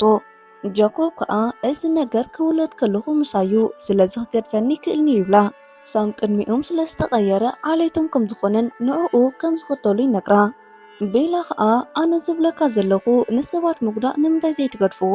ኣብ ቀረባ ግዜ ብድቢ ተበሊዖም ብዙሓት ሰባት እዮም ሞይቶም በለቶ። ጃኮብ ከዓ ንሕና ንሰባት ኣይንጎድእን ኢና ኮይኑ ግን ነቶም ቫምፓየር ኢና ንቐትል ይብላ። ቤላ ከዓ ክትኣምኖ ስለዘይደለየት ቫምፓየር ደኣ ንዕኹም ይቐትልኹም እንድዮም ሓያላት እንድዮም በለቶ። ጃኮብ ከዓ ንላውረንት ከመይ ገይሮም ከም ዝቐተልዎ እቲ ሓቂ ይነግራ። ቀፂሉ ከዓ ንቪክቶርያ እውን ክሳብ ዶ ከም ዘጓየይዋ ይነግራ። ኮይኑ ግን ቪክቶርያ ተመሊሳ ምምፅኣ ስለዘይተርፍ ሽዑ ከም ዝቐትልዋ ይረጋግፀላ። ንምሸቱ ከዓ ቤላ ናብ ገዝኣ ተመሊሳ ከም ዝለመደቶ ኩሉ ነገር ንኣሊስ ፀሓፈትላ። ቀፂላ ኤድዋርድ ክመፅእ እንተኮይኑ ሓደ ነገር ክትገብረላ ፍለጠታ። ኣቦኣ ምስ ሃሪሞ ዝተባሃለ ሰብ ኣብቲ ጫካ ቤላ ስለርእየ ዝበለቶ ተኹላ ይርእዩ ነበሩ። ሃሪሞ ግን ኩሉ ነገር ስለ ዝፈልጥ ነቲ ርጋፅ ቻርሊ ቅድሚ ምርኣዩ የጥፍኦ። ኮይኑ ግን ቪክቶርያ ተመሊሳ መፅያ ስለ ዝነበረት ንሃሪሞ ንበይኑ ረኺባ ክተጥቅዖ ፈተነት። ጃኮብ ግን ሃንደበት መፂኡ ንቪክቶርያ ብምንካስ ንሃሪሞ ከም ትፍንዎ ይገብር። ኣብ መወዳእታ ከዓ ቪክቶርያን ጃኮብን ፊት ንፊት ክበኣሱ ጠጠው ይብሉ። ጃኮብ እናጎየየ ክቐትላ ምስ ፈፀ ቪክቶርያ ግን ነጢራ ተሽኩዖሞ ናብቲ ባሕሪ ብምህዳም ነጢራ ኣተወት። እቶም ተኳሉ ከዓ ናብኡ ክኣትዉ ስለዘይክእሉ ጠጠው ይብሉ። ብኻልእ ከኣ ቤላ ንኤድዋርድ እናሓሰበት ናብቲ ማይ ነጢራ ኣተወት። ብድሕሪዚ ማዕበል ተላዒሉ ምስ እምኒ የጋጭዋ። ቤላ ከኣ ሃለዋታ እናጥፍአት ምስሊ ናይ ኤድዋርድ እናረኣየት ኣብ ዝነበረትሉ ጃኮብ ጎቲቱ ካብቲ ማይ ኣውፅኣ። ንምሸቱ ጃኮብ ንቤላ ናብ ገዛ ድሕሪ ምብፅሑ ኣብ ዝሓለፈ ንገዛ ኸይዲ ዝበላ ዓርኩ ሓሪቑ ጉድኣት ከየብፅሓላ ስለ ዝሰግአ ምዃኑ ይነግራ። ኣብ ዘረብኦም ማእኸል ክሰዓዓሙ ምስ ቀረቡ ቤላ ነዚ ክገብር ኣይክእልኒ ብምባል ካብቲ መኪና ክትወርድ ማዕፆ ከፈተት። ጃኮብ ከዓ ነቲ ማዕፆ ብምዕፃው ኣብቲ ከባቢ ቫምፓየር ከም ዘሎን ከም ዝሸተቶን ይነግራ። ቤላ ከዓ ብፊንስትራ ምስ ረኣየት ናይ ኮሎም ቤተሰብ መኪና ረኣየት። ንሳ ከዓ ኤድዋርድ ዝመፅእ መሲልዋ ብቁልጡፍ ካብታ መኪና ምስ ወረደት ጃኮብ ጠጠው ይብላ እሞ ኣነ ካብዚ ሓሊፈ ከድሕነኪ ይክእልኒ በጃኺ ናብ ውሽጢ ይትእተዊ ይብላ። ቤላ ከዓ ኣይትሕሰብ ንሱ ክጎድኣኒ ይክእልኒ ኢላቶ ንጃኮብ ገዲፋ ንውሽጢ ኣተወት። ጃኮብ ከዓ በቲ ኩነታት ኣመና ይሓርቕ። ቤላ ከዓ ንውሽጢ ምስ ኣተወት ንኣሊስ ጠጠው ኢላ ረኸበታ። ኣሊስ ከዓ ብኸመይ ክድሕኒ ክኢልኪ ካብቲ ጎቦ ሰሊልክ ናብቲ ማይ ክትኣትዊ ተራእይኽኒ ነርኪ ንምንታይ ኢኺ ነብስኽ ንምጉዳእ ፈተነ ቅትለት ትፍትኒ ኢላ ተቋየቆታ። ቤላ ግን ብሓሶት ነብሳ ክትቀትል ዘይኮነት ትዘናጋዕ ከም ዝነበረት ትነግራ። ቤላ ቀፂላ ኤድዋርድ ስለዚ ነገር ሰሚዑ ድዩ ኢላ ትሓታ። ኣሊስ ከዓ ኣይሰምዐን ንሱ በይኒ ክኸውን ዝደሊሉ ምስ ከደ ኣብ ወርሒ ሓደ ግዜ ዝድውል ኢላ ትነግራ። ኣብ መንጎ ግን ኣሊስ እንታዩ ከልቢ ዝጨንወኒ ዘሎ ኢላ ምስ ተዛረበት ጃኮብ ብድሕሪኣ ይመፅእ እሞ ኣተቓላት ክስከዐርዮም ይብላ። ምስ ኣሊስ ከዓ ሓደን ክልተን ይበሃሉ። ድሕሪ ቤላ ኣብዚ ኮ ክሕልወኪ ይክእልኒ ኢልካ ነርካ ምስ በለቶ ጃኮብ ከዓ እቲ ሰምዕ ዋላ ገደልየቶ ኢሉ ምስ ኣሊስ ኣብ ባእሲ ክኣቱ ደለየ። ቤላ ከዓ ኣብ ማእኸሎም ኣትያ ድሕሪ ምዝራባ ኣሊስ ከዓ ንሱኹም ይዕልሉ ኢላ ኸደት። ኣሊስ ከዓ ኣብዚ ክትነብር እንተደልያ ከምዚ ትኽልክላ ትነግሮ እሞ ናብኡ ከዓ በይና ከም ዝመፀት ኣፍለጠቶ። ጃኮብ ከዓ ካልኦት ተመሊሶም ክመፁ ይኽእሉ እዮም ካብኦም ክሕልወኪ ይደለኹ ብምባል ዳግማይ ክሰዓዓሙ ክፍትኑ ከለዉ ቴሌፎን ይፅውዕ እሞ የቋርፆም። ጃኮብ ከዓ ነቲ ቴሌፎን ኣልዒሉ ቻርልስ የለን ቀብሪ ንክፍፅም ከይድሎ ኢሉ ነቲ ቴሌፎን ይዓፅዎ። ቤላ ከዓ መኒ ደው ኢሉ ኢላ እናሓተቱ ተኸላ ጃኮብ ስለ ዝሓረቐ ኣይትቕረብኒ ኢሉ ንድሕሪት ይርሕቕ። ኣሊስ ከዓ ናብ ቤላ ትቐርብ እሞ ኣብዚ ከም ዘለኺ ንኤድዋርድ ነጊርዩ ነይረ ትብላ። ቤላ ከዓ ኣመና ተሓረቕ እሞ ንምንታይ ከይረኸብዎ ቴሌፎን ዓፂኻ ኢላ እናተቋየቆቶ ኸላ ኣሊስ ተቋርፃ እሞ ኤድዋርድ ንነብሱ ንምቕታል ናብ ፎልተር ቫምፓየር ይኸይድ ከም ዘሎ ነገረታ። ቤላ ከዓ ብቕልጡፍ ምስ ኣሊስ ብምዃን ከደት። ጃኮብ ኣብ መንጎ ኣትዩ ንኸይትኸይድ ይልምና ንሳ ግን ክትሰምዖ ፍቓደኛ ኣይነበረትን። በዚ ከዓ ገዲፋቶን ጣልያን ከደት። ኤድዋርድ ድማ ናብ ፎልተር ቀሪቡ ወሳኔኦም እንታይ ከም ዝኾነ ይሓቶም። ንሶም ከዓ ንስኻ ዓብ ሓይሊ ኣለካ ነዚ ከዓ ካብ ተባኽኖ መሰና ኮይንካ ህይወትካ ምራሕ ብምባል ይጋብዝዎ። ኤድዋርድ ግን ሓሳቦም ከም ዘይቅበል ይነግሮም እሞ ይወፅእ። ኣሊስ ከዓ ብቁልጡፍ መኪና እናዘወረት ቅድሚ ሰዓት 12 ምእኻሉ ኣብቲ ቦታ ክበፅሓ ከም ዘለዎም ትነግራ። እንተዘይኮይኑ ግን ኤድዋርድ መዋቲ ትብላ። ቤላ ከዓ ኣብቲ ቦታ ትበፅሕ እሞ ነቶም ዓመታዊ በዓል ዘኽብሩ ዝነበሩ ደፋፊኣ ወፀት። ኮይኑ ግን እቲ ሰዓት 12 ይመልእ። ኤድዋርድ ድማ ንነብሱ ብፀሃይ ኣቃፂሉ ክመውት ትሪኦ እሞ ንዕኡ ንምድሓን ክትጎይ ጀመረት። ኣብኡ ምስ በፅሐት ድማ ዓይንኻ ክፈቶ መፅእ ኣለኹ እኮ በለቶ። ኤድዋርድ ድማ ናብ ውሽጢ ሒዝዋ ይኣቱ እሞ ዝሞተት መሲልዎ ከም ዝነበረ ይነግራ። ቤላ ቀፂላ ንኻልኣይ ግዜ ገዲፍካ ንኽትከይድ እንተደሊኻ ከፍቅደልካ እየ ኣነ እውን ኣይስዕበካኒ ትብሎ እሞ ኤድዋርድ ድማ ካብ ድሕሪ ሕጂ ክገብሮ ኣይክእልኒ ብዘይ በኣኺ ክነብር ኣይክእልኒ ይብላ። ቤላ ድማ ሽዑኡ ግን ክትከይድ ደሊኻ ነርካ በለቶ። እወ ኣብቲ ሰዓት ኣብ ልዕሊኺ ተወሳኺ ጉድኣት ንኸይበፅሕ ሓሲበ ነይረ ኮይኑ ግን ከም ዝሓሰብክዎ ቀሊል ኣይነበረን ይብላ እሞ ናይ ቮልተር ሰባት ይመፁ። ሓላፊኦም ከዘራርቦም ከም ዝደሊ ይነግርዎ። ኤድዋርድ ድማ ኪድበል ንስኺ ይብላ እሞ ንሶም ግን ዋላ ንዓኣ ከም ዝደልያ ዘሎ ይነግርዎ። ከምዚ ሞ ክኸውን ኣይክእልኒ ኢሉ ግብኣሶም ክብል ኣሊስ ማዕፆ ከፊታ ተኣቱ እሞ ሎሚ እኮ በዓል እዩ ብሰላም እንተሕለፍናዮ ይሓይሽ ትብሎም። ብድሕሪዚ ሓንቲ ጓል ትመፅእ እሞ ሓላፊኹም እንታይ ደኣ ደንጉኹምኒ ይብለኩም ኣሎ ሕጂ ክትከዱለኩም ኢላ ወሰደቶም። ኦ ብሂወት ኣለኺ ፅቡቑ ብምባል ርእሳ ከንብቡ ከም ዝደለይ ብምንጋር ኢዳ ይሕዛ። ኮይኑ ግን ናታ ሓንጎል ከንብቦ ይከኣለን። ቀፂሉ እስኪ ናታ ዓይንኸ ክትፃወርዮ ዶ ትኽእል ኢሉ ነታ ጓል ይእዝዛ። ኤድዋርድ ድማ ገለ ከይትገብራ ብምሕሳብ ናብታ ጓል ምሰምርሐ ንሳ ግን ብሓይላ ተጠቂማ ከም ዝሓምም ድሕሪ ምግባራ ኣብ መሬት ከም ዝወድቕ ትገብሮ። ቀፂላ ብዘለዋ ሓይሊ ርእሲ ቤላ ንምንባብ ምስ ፈተነት ኦል ሓደ ክተምፅእ ኣይከኣለትን። ሓላፊኦም ብዙሕ ድሕሪ ምስሓቅ ከዓ ንኹላትና ስዒራትና ስለዚ እንታይ ክገብር ኢሉ ንኻልኦት ምስ ኣማኸረ ሓደ ቫምፓየር ምስጢርና ኮ ፈሊጣትያ ስለዚ ስራሕና ክንሰርሕ ኣለና ብምባል ይውስነላ። እቲ ሓላፊ ቀፂሉ ፊኒክስ ንዝተባሃለ ቫምፓየር ከጥቅዓ ይእዝዞ። ኮይኑ ግን ኤድዋርድ ካብ ዝወደቆ ይትስእሞ ኣብ ክንዲ ቤላ ምስቲ ቫምፓየር ክንበኣስ ጀመረ። ኤድዋርድ ግን ክኽእሎ ኣይከኣልን። እቲ ቫምፓየር ዕድመ ዝፀገበ ብምዃኑ ንኤድዋርድ ብኽሳዱ ሒዙ ኣብ ቅድሚ ሓላፊኦም ይገብሮ። ቤላ ብወገና ግደፍ ከምኡ ትግበር እንተደሊኻ ንዓይ ቅተለኒ ኢላ ንነብሳ ንመስዋዕቲ ቅርብ ትገበረት። ሓላፊኦም ከዓ ናብኣ ምስ ቀረበ ኣሊሳ መንጎ ተኣትሞ ንሳ እውን ናባና ክትቅየር እያ እቲ ንዓኹም ምንባብ ዝኣበየኩም ንዓይ ተገሊፅለይ ትብሎ። ሓላፊኦም ድማ ንእሕራይ ስርኣኽዮ ክርኢ ይብላ እሞ ርእሳ ከንብብ ጀመረ። ኣብ ሓደ ጫካ ከዓ ኤድዋርድ ምስ ቤላ እናጎየዩ ይሪኦም። ናይ ቤላ ዓይኒ ድማ ናይ ብሓቂ ናብ ቫምፓየር ከም ዝተቐየረት ዘርኢ ነበረ። በዚ ከዓ እቲ ሓላፊ ንሎሚ ተሪፍኩም ኣለኹም ንኻልእ ግዜ ግን ከይረኽበኩም ኢልዎም ንክኸዱ ይፍቅደሎም። እናወፁ ከለዉ ከዓ ካልኦት ቫምፓየራት ብዝሕ ንዝበሉ ሰባት ንውሽጢ እናእተውዎም ረኣዩ። ቤላ ከዓ ስለቲ ነገር ምስ ሓተተቶም ኣብ ውሽጢ ዝነበሩ ሰባት ክእውዩ ትሰምዕ እሞ እቲ ነገር እንታይ ከም ዝነበረ ይርድኣ። ንፅባሒቱ ቤላ ናብ ናይ ኤድዋርድ ገዛ ትኸይድ እሞ ንቤተሰቡ ዝደልዮ ነገር ትፈልጡ ኢኹም ስለዚ ሎሚ ውሳኔ ክትውኒ ይደሊ ኣለኹ በለቶም። እቶም ቤተሰብ ከዓ ከም ዝተሰማምዑ ሓደ ብሓደ ይነግርዋ። ዋላ ሮዛ ከይተረፈት ሓሳባ ከም ዝተቐበለቶ ነገረታ። ኣብ መወዳእታ ከዓ ኮልክላይዘር ክልቲኹም ተፈላሊኹም ክትነብሩ ከም ዘይትኽእሉ ስለ ዝረኣኹ ኣነ እውን ኣፍቂደልኩም ኣለኹ ይብሎም።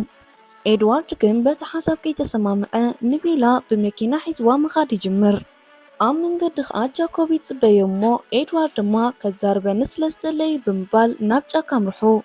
ኤድዋርድ ንጃኮብ ንቤላ ስለ ዝሓለወሉ ከም ዘመስግኖ ምስ ነገሮ ጃኮብ ኣብ መንጎ ኣትዩ ንኣኻይለ ይኮንኩን ይብሎ። ቀፂሉ ጃኮብ ንስኺ ተቐይርኪ ኣነ ንዓኺ ክጎድአኪ ይደልኒ ይብላ። ቤላ ግን ናይ መወዳእታ ውሳነኣ ምቕያር ከም ዘይትደሊ ነጊራ ካብ ክልቲኦም ንኽትመርፅ ከይገብራ ጽቡቕ ከም ዘይኮነ ብግልፂ ነገረቶ። ኤድዋርድ ድማ ሰሚዕከያ ምሽ ኢሉ ንቤላ ክወስዳ ክብል ጃኮብ ናብ ተኹላ ይቕየር እሞ ምስ ኤድዋርድ ክበኣስ ይደሊ።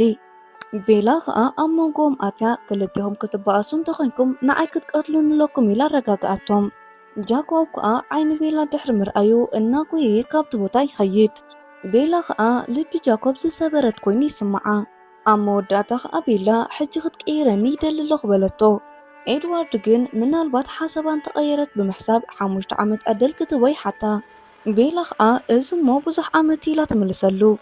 ኤድዋርድ ንኽፅናኣ ስለ ዝፈልጥ ሕራይ በቃ ኣነ ባዕለይ ክቐይረክ እንተደሊኺ ሓደ ነገር ክትገብርለይ ይደሊ ኣለኹ ይብላ። ቤላ ድማ ዝኾነ ይኹን ከም ትቕበሎ ምስ ነገረቶ ኤድዋርድ ቅድሚ ናብ ቫምፓየር ምቕያራ ክትምርዓዊ ከም ዝደሊ ምስ ነገራ እቲ ካልኣይ ክፋል ፊልሚ ኣብዚ ይውዳእ። ፍትዋት ተኸታተልቲ መደብና ብዘቕረብናልኩም ፊልሚ ዓጊብኩምን ተሰናኪዕኩምን ክትኮኑ እናተመነና እንተፈቲኹማ ቪድዮ ላይክ ሼር ብምግባር ዘለኩም ሃናፅ ርኢቶ ይኹን ሓበሬታ ኣብ ኮመንት ሴክሽን ኣሙጡልና። ናይ ወትር ተኸታተልቲ መደብና ንምዃን ሰብስክራይብ ዘይገበርኩም ሰብስክራይብ ቦር እንዳበልኩ ኣብ ቀጻሊ ብኻልእ መደብ ክሳብ ንራኸብ ሰሰናዩ። እቲ ፊልም ክጅምር ሬል ዝተባሃለ መንእሰይ ማይ እንዳሃረመ ናብ ገዝኡ ክምለስ ከሎ ንርኢ። ሃንደበት ከዓ ሓደ ቫምፓየር መፂኡ ደፊ የውድቆ። ሬል ፈሪሑ ስለ ዝነበረ ኣብ ዝርእዩ ዘሎ ነገር ንምርኣይ ቁልሕልሕ ይብል። ኮይኑ ግን እቲ ቫምፓየር ኣመና ቁልጡፍ ስለ ዝነበረ ኣብ ኣዒንቱ ክኣቱ ይከኣለን። ዳግማይ እቲ ቫምፓየር ናብኡ ተፀጊዑ ይሓንቆሞ ምስ መንደቕ ከም ዝጋጮ ይገብሮ። ሬል እቲ ኩነታት ልዕሊ ዓቕሙ ስለ ዝኾኖ እናጎየ ናብ ሓደ ፀድፊ ይበፅሕ። እቲ ቦታ መንገዲ ስለ ዘይነበሮ ዘለዎ ማራፂ ነቲ ዝጎዮ ዘሎ ነገር ንምርኣይ ጠጠው ይብል። እቲ ቫምፓየር ከዓ ብቁልጡፍ ናብኡ ይቐርብ እሞ ኢዱ ነኺሱ ናብ ቫምፓየር ከም ዝቕየር ገይርዎ ገዲፍዎ ይኸይድ። ንፅባሒቱ ኤድዋርድ ምስ ቤላ ኣብ ዝፈትውዎ ቦታ ኮይኖም ፅቡቅ ግዜ የሕልፉ ኣለዉ። ኤድዋርድ ድማ በጃ ከተመርዓውኒ ኢሉ ንቤላ ይሓታ። ቤላ ከዓ ኣይከውን እዩ መጀመርያ ክትቀይረኒ ኣለካ በለቶ። ንሱ ከዓ ክልቴና ንኽንሰማዕ ክቕይረክ እንተደሊኺ መጀመርያ ተመርዓውኒ ይብላ። ቤላ ከዓ ኣብ ልዕሊ እቲ ደይብ እሞ መርዓ ኣብ ወረቐት ምፍርራም ጥራሕ ከም ዝኾነ ተረድኦ። ኤድዋርድ ድማ እዚ ማለት ኣነ ንዘለኣለም ከፍቅረኪ ክገብረኒ ኢሉ ይምልሰላ። ቤላ ከዓ ሰዓት ትርኢ እሞ ሰዓት 4 ንገዛ ክድይብ ከም ዘለዋ ነጊራቶ ናብ ገዛኣ ተመለሰት። ኣቦኣ ኸኣ ኣብቲ ኸባቢ ብተደጋጋሚ ህይወት ሰብ ይጠፍእ ምህላዉ ኣጨኒእዎ ኸሎ ቤላ መፀት። ኣቦኣ ኸኣ ልክዕ ሰዓት 4 ክመፅኺ ንምንታይ ከም ዝቆየቆኪ ግን ትፈልጡ ዶ ይብላ። ቤላ ኸኣ እወ ኣመና ይሸግረካ ኣለኹ ተረዲእኑሎ ትብሎ። ኣቦኣ ቀፂሉ ምስ ኤድዋርድ ገብሮ ዘላ ነገር ከም ዘይደልዮን ኮይኑ ግን ምስ ጃኮብ ዘለዋ ርክብ እንተዛይዳ እቲ መቕፃዕታ ቅልል ከብለላ ምዃኑ ግልፂ ይገብረላ። ብተወሳኺ ቦኣ ኣብቲ በይኒ ክዝነበርክሉ ብሕታውነት ክስማዓክ ከሎ ጃኮብ እዩ ኣብ ጎኒ ክዝነበረ ኢሉ የዘኻኽራ። ቤላ ኸኣ ኣቦኣ ዝበላ ነገር ርእሳይ ትንክፋሞ ናብ ጃኮብ ምድዋል ጀመረት። ጃኮብ ግን ካብቲ ጫካ ገዲፍዋ ዝኸደሉ መዓልቲ ጀሚሩ ንሰሙናት ፃውዒት ቴሌፎና ይመለሰላን። ቤላትን ነገር ዝበለፀ ስለ ዘጨነቃ ናብኡ ክትከይድ ናብ መኪና ክትኣቱ ከላ ኤድዋርድ ኮፍ ኢሉ ረኸበቶ። ኤድዋርድ ከዓ ናብ ጃኮብ ክትከይድ ከም ዝኾነት ይሓታ። ቤላ መኪና ክትተስእ ክትብል ስለ ዝኣበየታ ንኤድዋርድ ኣሊስያ ነጊራትካ ምሽ ብዝኾነ ቅድሚ ምርቃተይ ክረኽበለኒ ናብ ኮማኹም እንተተቐይረ ጃኮብ ክፀልኣኒ ትብሎ። ኤድዋርድ ግን ናብቲ ከባቢ እንታይ ዘይትኸይድ ፅቡቅ ከም ዝኾነ ይነግራ። ቤላ ከዓ ተሓርቕ እሞ እዛ መኪና ንስኻ ኢኻ ባላሽኻያ ኢላ ገዲፋቶ ወረደት። ንፅባሒቱ ቤላ ምስ መሓዙታ ኮፍ ኢላ እናዕለለት ኣሊስ ንመመረቕትኦም ኣብ ገዛ ፓርቲ ከም ዝዳሎ ነገረቶም። ኤድዋርድ ግን መሊሱ ወላ ሓደ ፓርቲ ኣይዳሎን ይብላ። ኣሊስ ከዓ ንምንታይ ኢላ እናሓተተት ከላ ቤላ ከዓ ብቐዳማይ ኣብ ናይ ልደተይ ፓርቲ እንታይ ከም ዝተፈጠረ ትፈልጢ ኢኺ በለታ። ኣሊስ ከዓ ሃንደበት ሓደ ነገር ብራእይ ይረኣያ። እቲ ነገር ኩሎም ዝተረድኦም ስለ ዝመስል ካልኦት ንኸይፈልጡ ንቤላ ኤድዋርድ ካብቲ ነገር ናብ ካልእ የእትዋ እሞ ብምቕፃል ኤድዋርድ ንቤላ ናብ ኣቦኣ ድሕሪ ምብፅሑ ኣብቲ ከባቢ ብዙሓት ሰባት ይጠፍኡ ከም ዘለዉ ይነግራ። እዚ ነገር ብከምዚ እንተቐፂሉ ቮልተር ቫምፓየር ኣብ ቀረባ ግዜ ምምፅኦም ከም ዘይተርፍ ይነግራ። ቤላ እንታይ ክገብሩ ከም ዘለዎም ምስ ሓተተቶ እዚ ነገር ክቆፃፀሩ እንተዘይክኢሎም ናብ ካልእ ቦታ ከም ዘምርሑ ይነግራ። ኣቦኣ ካብ ስራሕ ይመፅእ እሞ ድራር ክንበልዕ ዝበልክኾኮ ንዓኺ ጥራሕ ይብላ። ኤድዋርድ ድማ ናብኡ ዝመፀ ንቤላ ከብፅሕ ጥራይ ከም ዝኾነ ነጊርዎ ይኸይድ። ሃንደበት ግን ጠጠው ይብል እሞ ቤተሰባ ናይ ዓመታት ዝሃብዋ ናይ ኤር ትኬት እንታይ ትሓስብ ከም ዘላ ይሓታ። ኣቦኣ ከዓ ናይ ምንታይ ትኬት ኢሉ ምስ ሓተታ ናይ ፍሎሪዳ ጎቦታት ንምዝዋር ቆፀራ ሒዝና ነርና ኮይኑ ግን ኣነ ኸይድ ኣይደለኹም በለት። ኣቦኣ ከዓ እዚ ኮ ፅቡቕ ነገር እዩ ንፋስ ክትቀይርለኪ ኢሉ ምስ ረድኣ ቤላ ከዓ ሕራይ ብኡ ገይረ ኣደይ ክረኽባየ ኮይኑ ግን ኤድዋርድ ክኸይድ እንተኮይኑ ጥራሕይ ዝኸይድ በለቶ። ኣቦኣ ከዓ ምስኣ ኸውን ወላ እንተዘይደለየ ንኽትከይድ የፍቅደላ። ቤላ ናብ ፍሎሪዳ ምሪሓ ምስ ኣዲኣ ፅቡቅ ግዜ ሕሊፋ ኣዲኣ ንቤላ ኤድዋርድ ንዝኽፈል ዋጋ ንምኽፋል ፈቓደኛ ከም ዝኾነን ብሓደ ከዓ ደስ ከም ዝብሉ ነገረታ። ኮይኑ ግን ዝመረፀቶ ሰብ ንዓኣ ጠቃሚ ከም ዝኾነን ከተረጋግፅ ከም ዘለዋ ነገረታ። ብምቕፃል ዘዳለወትላ ህያብ ሃበታ። ቤላ ከዓ ነዲኣ ሓቂፋ ከም ዝናፍቐታ ነገረታ። ቤተሰብ ኩሎም ከዓ ነቲ ኣሊስ ብራእይ ዝተረኣያ ቦታ ምሪሖም ንቪክቶርያ ይፅበይዋ ነበሩ። ኣሊስ ከዓ ኣብዚ ከም ዝነበረት ተራእይንሎ ኢላ ንዘላቶ ቦታ ትራክ ክትገብር ጀመረት። ዘላቶ ቦታ ተገሊፅላ ከዓ በዚ ትመፅኣ ላይላ ምስ ነገረቶም ኩሎም ብቁልጡፍ ንቪክቶርያ ክኽተሉ ጀመሩ። ጃስፐር ከዓ ብቁልጡፍ ጎዩ ክሕዛ ክብል ቪክቶርያ ግን ምስ ጉንዲ ጋጫቶ ናብቲ ናይ ተኻሉ ዶብ ኣተወት። ኣቦኦም ከዓ ካብኡ ሓልፎ ከም ዘይብሎም ይነግሮም እሞ ኣብ ቦታኦም ኮይኖም ክከታተሉ ጀመሩ። በዚ ከዓ ቪክቶርያ ብድሕሪት በቶም ተኻሉ ብቅድሚኣ ከዓ ብቫምፓየር ክትጉየ ጀመረት። እቶም ተኻሉ ክሕዝዋ ክብሉ ዳግማይ ናብቲ ናይ ቫምፓየር ሕዛኣት ኣትያ ምስቶም ናይ ኩሎም ቤተሰብ ክትጎየ ጀመረት። ጃስፐር መሊሱ ክሕዛ ክብል ተመሊሳ ናብቲ ናይ ተኻሉ ሕዛኣት ኣተወት። ጃስፐር ከዓ ተኸቲልዋ ክኸይድ ክብል እቶም ተኻሉ ከእትውዎ ይከኣሉን። ንሱ ከዓ ምስቶም ተኻሉ ክበኣስ ከሎ ቪክቶርያ ካብቲ ቦታ ተሰወረት። ንፅባሒቱ ኤድዋርድ ንቤላ ናብ ቤት ትምህርቲ ሒዝዋ ምስ መፀ ጃኮብ ኣብቲ ቦታ ጠጠው ኢሉ ይፅበዮም ነበረ። ቤላ ናብ ጃኮብ ቀሪባ ሰላም ምስ በለቶ ጃኮብ ግን ናብዚ ዝመፃኹ ዳግማይ ናይ ኩሎም ቤተሰብ ናብ ሕዛእትና እንተመፅኦም ንሓዲኡ ከም ዝኾነ ከጠንቅቖም ከም ዝመፀ ይነግራ። ቤላ ከዓ እቲ ነገር ገሪሙዋ እንታይ ይፍጠር ከም ዘሎ ሓተተቶ። ጃኮብ ከዓ ንኤድዋርድ ክሳብ ሕጂ ኣይነከርካያን ዲኻ ክትፈልጦኮ ግዴታ ኣለዋ ኢሉ ይቋይቆ። ኤድዋርድ ከዓ ግደፋ ካብዘን ላዕሊ ክትጭነቕ የብላን ወላ እንተበሎ ጃኮብ ግን ክትፈልጥ ኣለዋ ብምባል ሓሳቡ ይገልጽ። ቤላ ከዓ እቲ ነገር ንምርዳእ ግዜ ወሰደላን። በዚ ከዓ ቪክቶርያ ተመሊሳ መፅያላ ምሽዶ ንኣሊስ ብራእይ ዝተረኣያ ነገር ንሱ እዩ ኢላ ንኤድዋርድ ተሓቶ። ኤድዋርድ ድማ ክሕልዋ ከም ዝኾነ ምስ ነገራ ቤላ ግን ስለ ዝሓብአላ ሓረቐት። ንጃኮብ ከዓ ንምንታይ ኻ ክድውለልካ ከለኹ ክሳብ ሕጂ ዘይተልዕለኒ ኢላ ተቋይቖ። ጃኮብ ከዓ ወልሓደ ኢልዋ ኸይድ ክብል ጠጠው ተብሎ እሞ ክትዛረቡ ከም ትደሊ ነገረቶ። ኤድዋርድ ድማ ኣብ ማእኸል ኣትዩ ጠጠው ከብላ ምስ ፈተነ ቤላ ግን እምቢ ኢላቶ ምስ ጃኮብ ብሞታ ይኸደት። ጃኮብ ከዓ ናብ ናይ ሳም ገዛ ሒዝዋ ምስ ከደ ሓደሽቲ ዝኣተዉ ተኽላታት ከም ዘለዉ ረአየት። ካብኣቶም ሓንቲ ከዓ ጓል ቢሊ ልያ ነበረት። ልያ ከዓ ናይ ቤላ ምምፅኣ ንጃኮብ ክጎድኦ ከም ዝኽእል ነጊራ ገዲፋቶ ኸደት። ሳም ከዓ ምስ ሰበይቱ ብምዃን ይፅምበር እሞ ኣብ ዝደለይዎ ሰዓት ክመፁ ከም ዝኽእሉ ይነግሮም። ቤላ ምስ ጃኮብ ኣብ ጋራጅ ውሽጢ እናዕለሉ ከለዉ ወልሓደ ከም ዘይተቐየረ ነገረቶ። ንሱ ከዓ ንስኹም ከምኡ ምስ በላ ቤላ ከዓ እዚ ነገር ክሳብ መመረቕታ ጥራሕ ከም ዝኾነ ነገረቶ። በዚ ሰዓት ጃኮብ ኣመናይ ሓሪቑ ንስኽ እኮ ከምኦም ክትኮኒ ኣይክበኣክን እዩ፣ ከምኦም ካብ ትኾኒ ክትሞት ይሓይሽ ኢሉ ብሕርቃን ይዛረባ። ቤላ ከዓ ብናይ ጃኮብ ተግባር ሓሪቐ ክትወፅእ ክትብል ጃኮብ ጠጠው ይብላ እሞ ሕርቃኑ ምቁፅፃር ኣብይዎ ከም ዝኾነ ብምንጋር ይቕሬታ ይሓታ። እዚ ከምዚ ኢሉ ከሎ ሬይሊ ናብ ቫምፓየር ድሕሪ ምቕያሩ ኣብ ናይ ቤላ ክላስ ውሽጢ ይኣቱ። ጃኮብ ንዝሃባ ህያብ ድሕሪ ምርኣዩ ከዓ ካብቲ ክፍሊ ሓደ ናይ ቤላ ጨርቂ ሒዙ ይወፅእ። ኤድዋርድ ንምሸቱ ንቤላ ናብ ገዛኣ ድሕሪ ምብፅሑ ኣብ ክፍላ ሓደ ሰብ ኣትዩ ከም ዝነበረ ነጊርዋ ናብ ቤተሰቡ ይወስዳ። ኣብኡ ድሕሪ ምብፅሖም ኣሊስ ቪክቶርያ ይኮነትን ንሳ እንተትኸውን ክፍለጥን ነይሩ እዩ ትብሎም። ኤድዋርድ ድማ ቅድሚ ሕጂ ጨኒዎ ዘይፈልጥ ሓድሽ ሰብ ከም ዝኾነ ይነግሮም። ሃርድላይዘር በቃ ንሕና ንቤላ ክንሕልዋ ኣለና ምስ በለ ሮዛ ጠጠው ተብሎ እሞ ንቤላ ክትሕሉ ከም ዘይትደሊ ትዛረብ። ቤላ ከዓ ኣነ ወልሓደ ክሕልወኒ ይደልኒ ዝሕልወኒ ሰብ ኣሎ ኢላ ግልፂ ገበረት። ንፅባሒቱ ጃኮብ ናይ ቫምፓየር ሽታ ስለ ዝረበሾ ካብ ድሕሪ ሕጂ ክመፁ እንተኾይኖም ከም ዘይፃወርዎም ይነግሮም። ካብታ ግዜ እቲኣ ከዓ ንቤላ ናይ ኩለን ቤተሰብን ናይ ተኽላ ዓሌትን እናተሓጋገዙ ይሕልውዋ። ኮይኑ ግን ናይ ክልቲኦም ጎሳ ርክብ እናተበኣኣሰ ይኸይድ። ጃኮብ ንቤላ ኣብ ናይ ቤተሰብ ኣኼባ ከም ትሳተፍ ይገብር።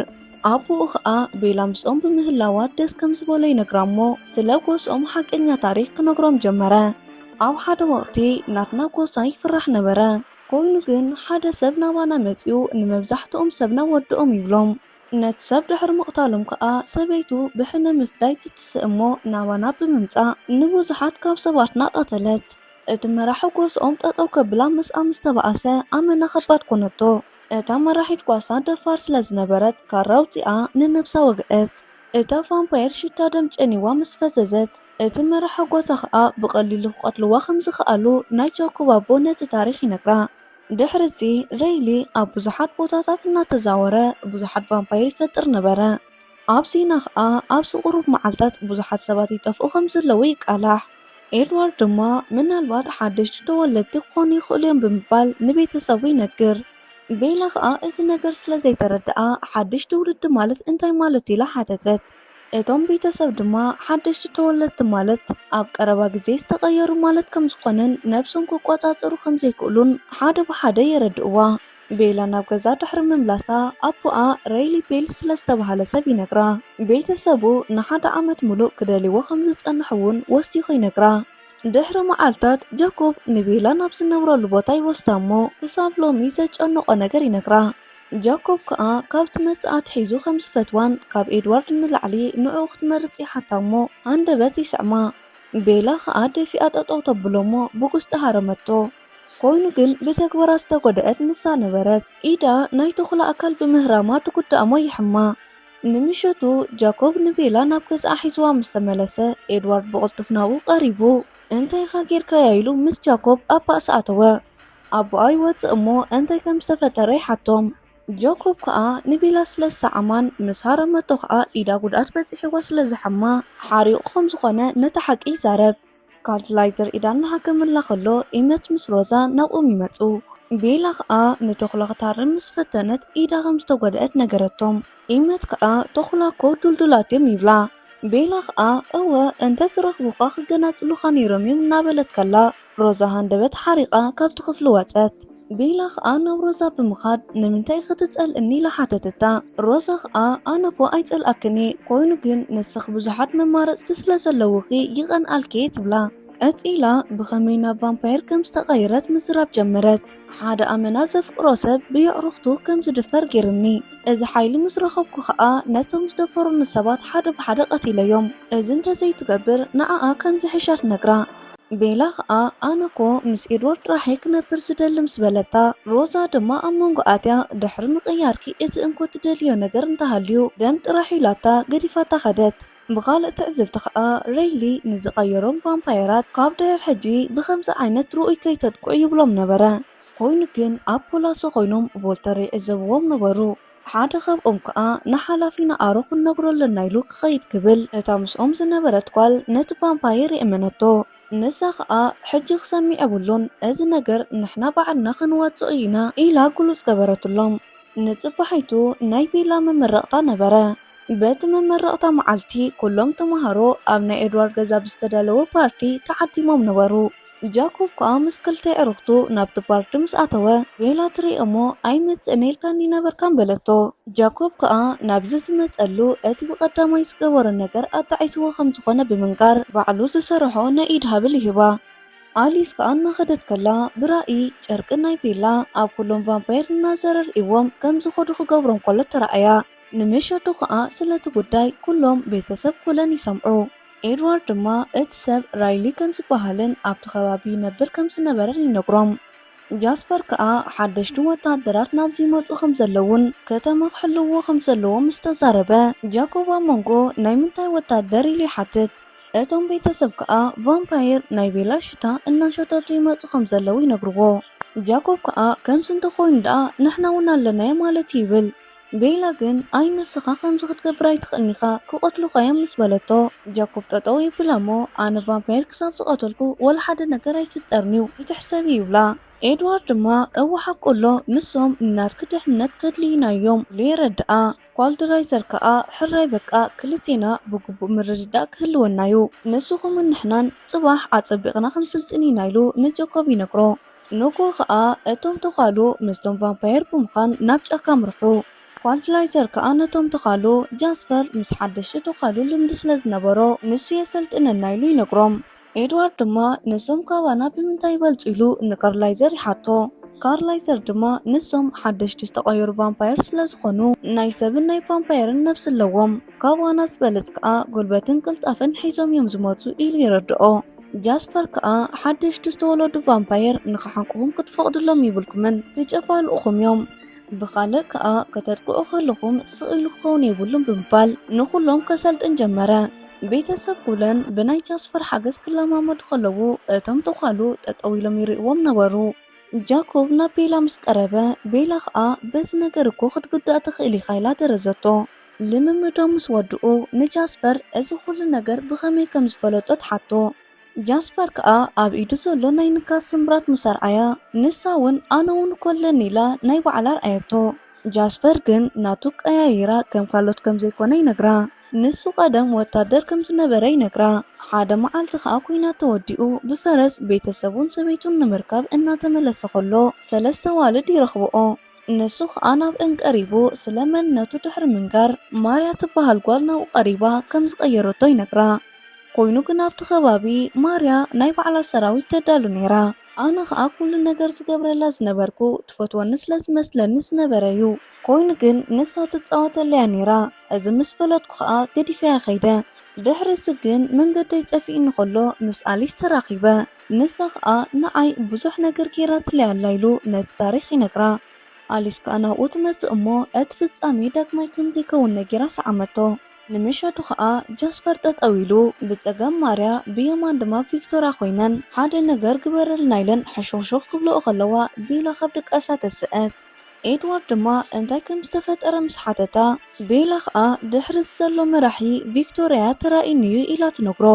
ራይሊ ከም ዝለመዶ ሰራዊት የዳሉ ነበረ። ልክዕ ቤላ ከም ዝተዛረበቶ ድሕሪ ራይሊ ቪክቶርያ ነበረት።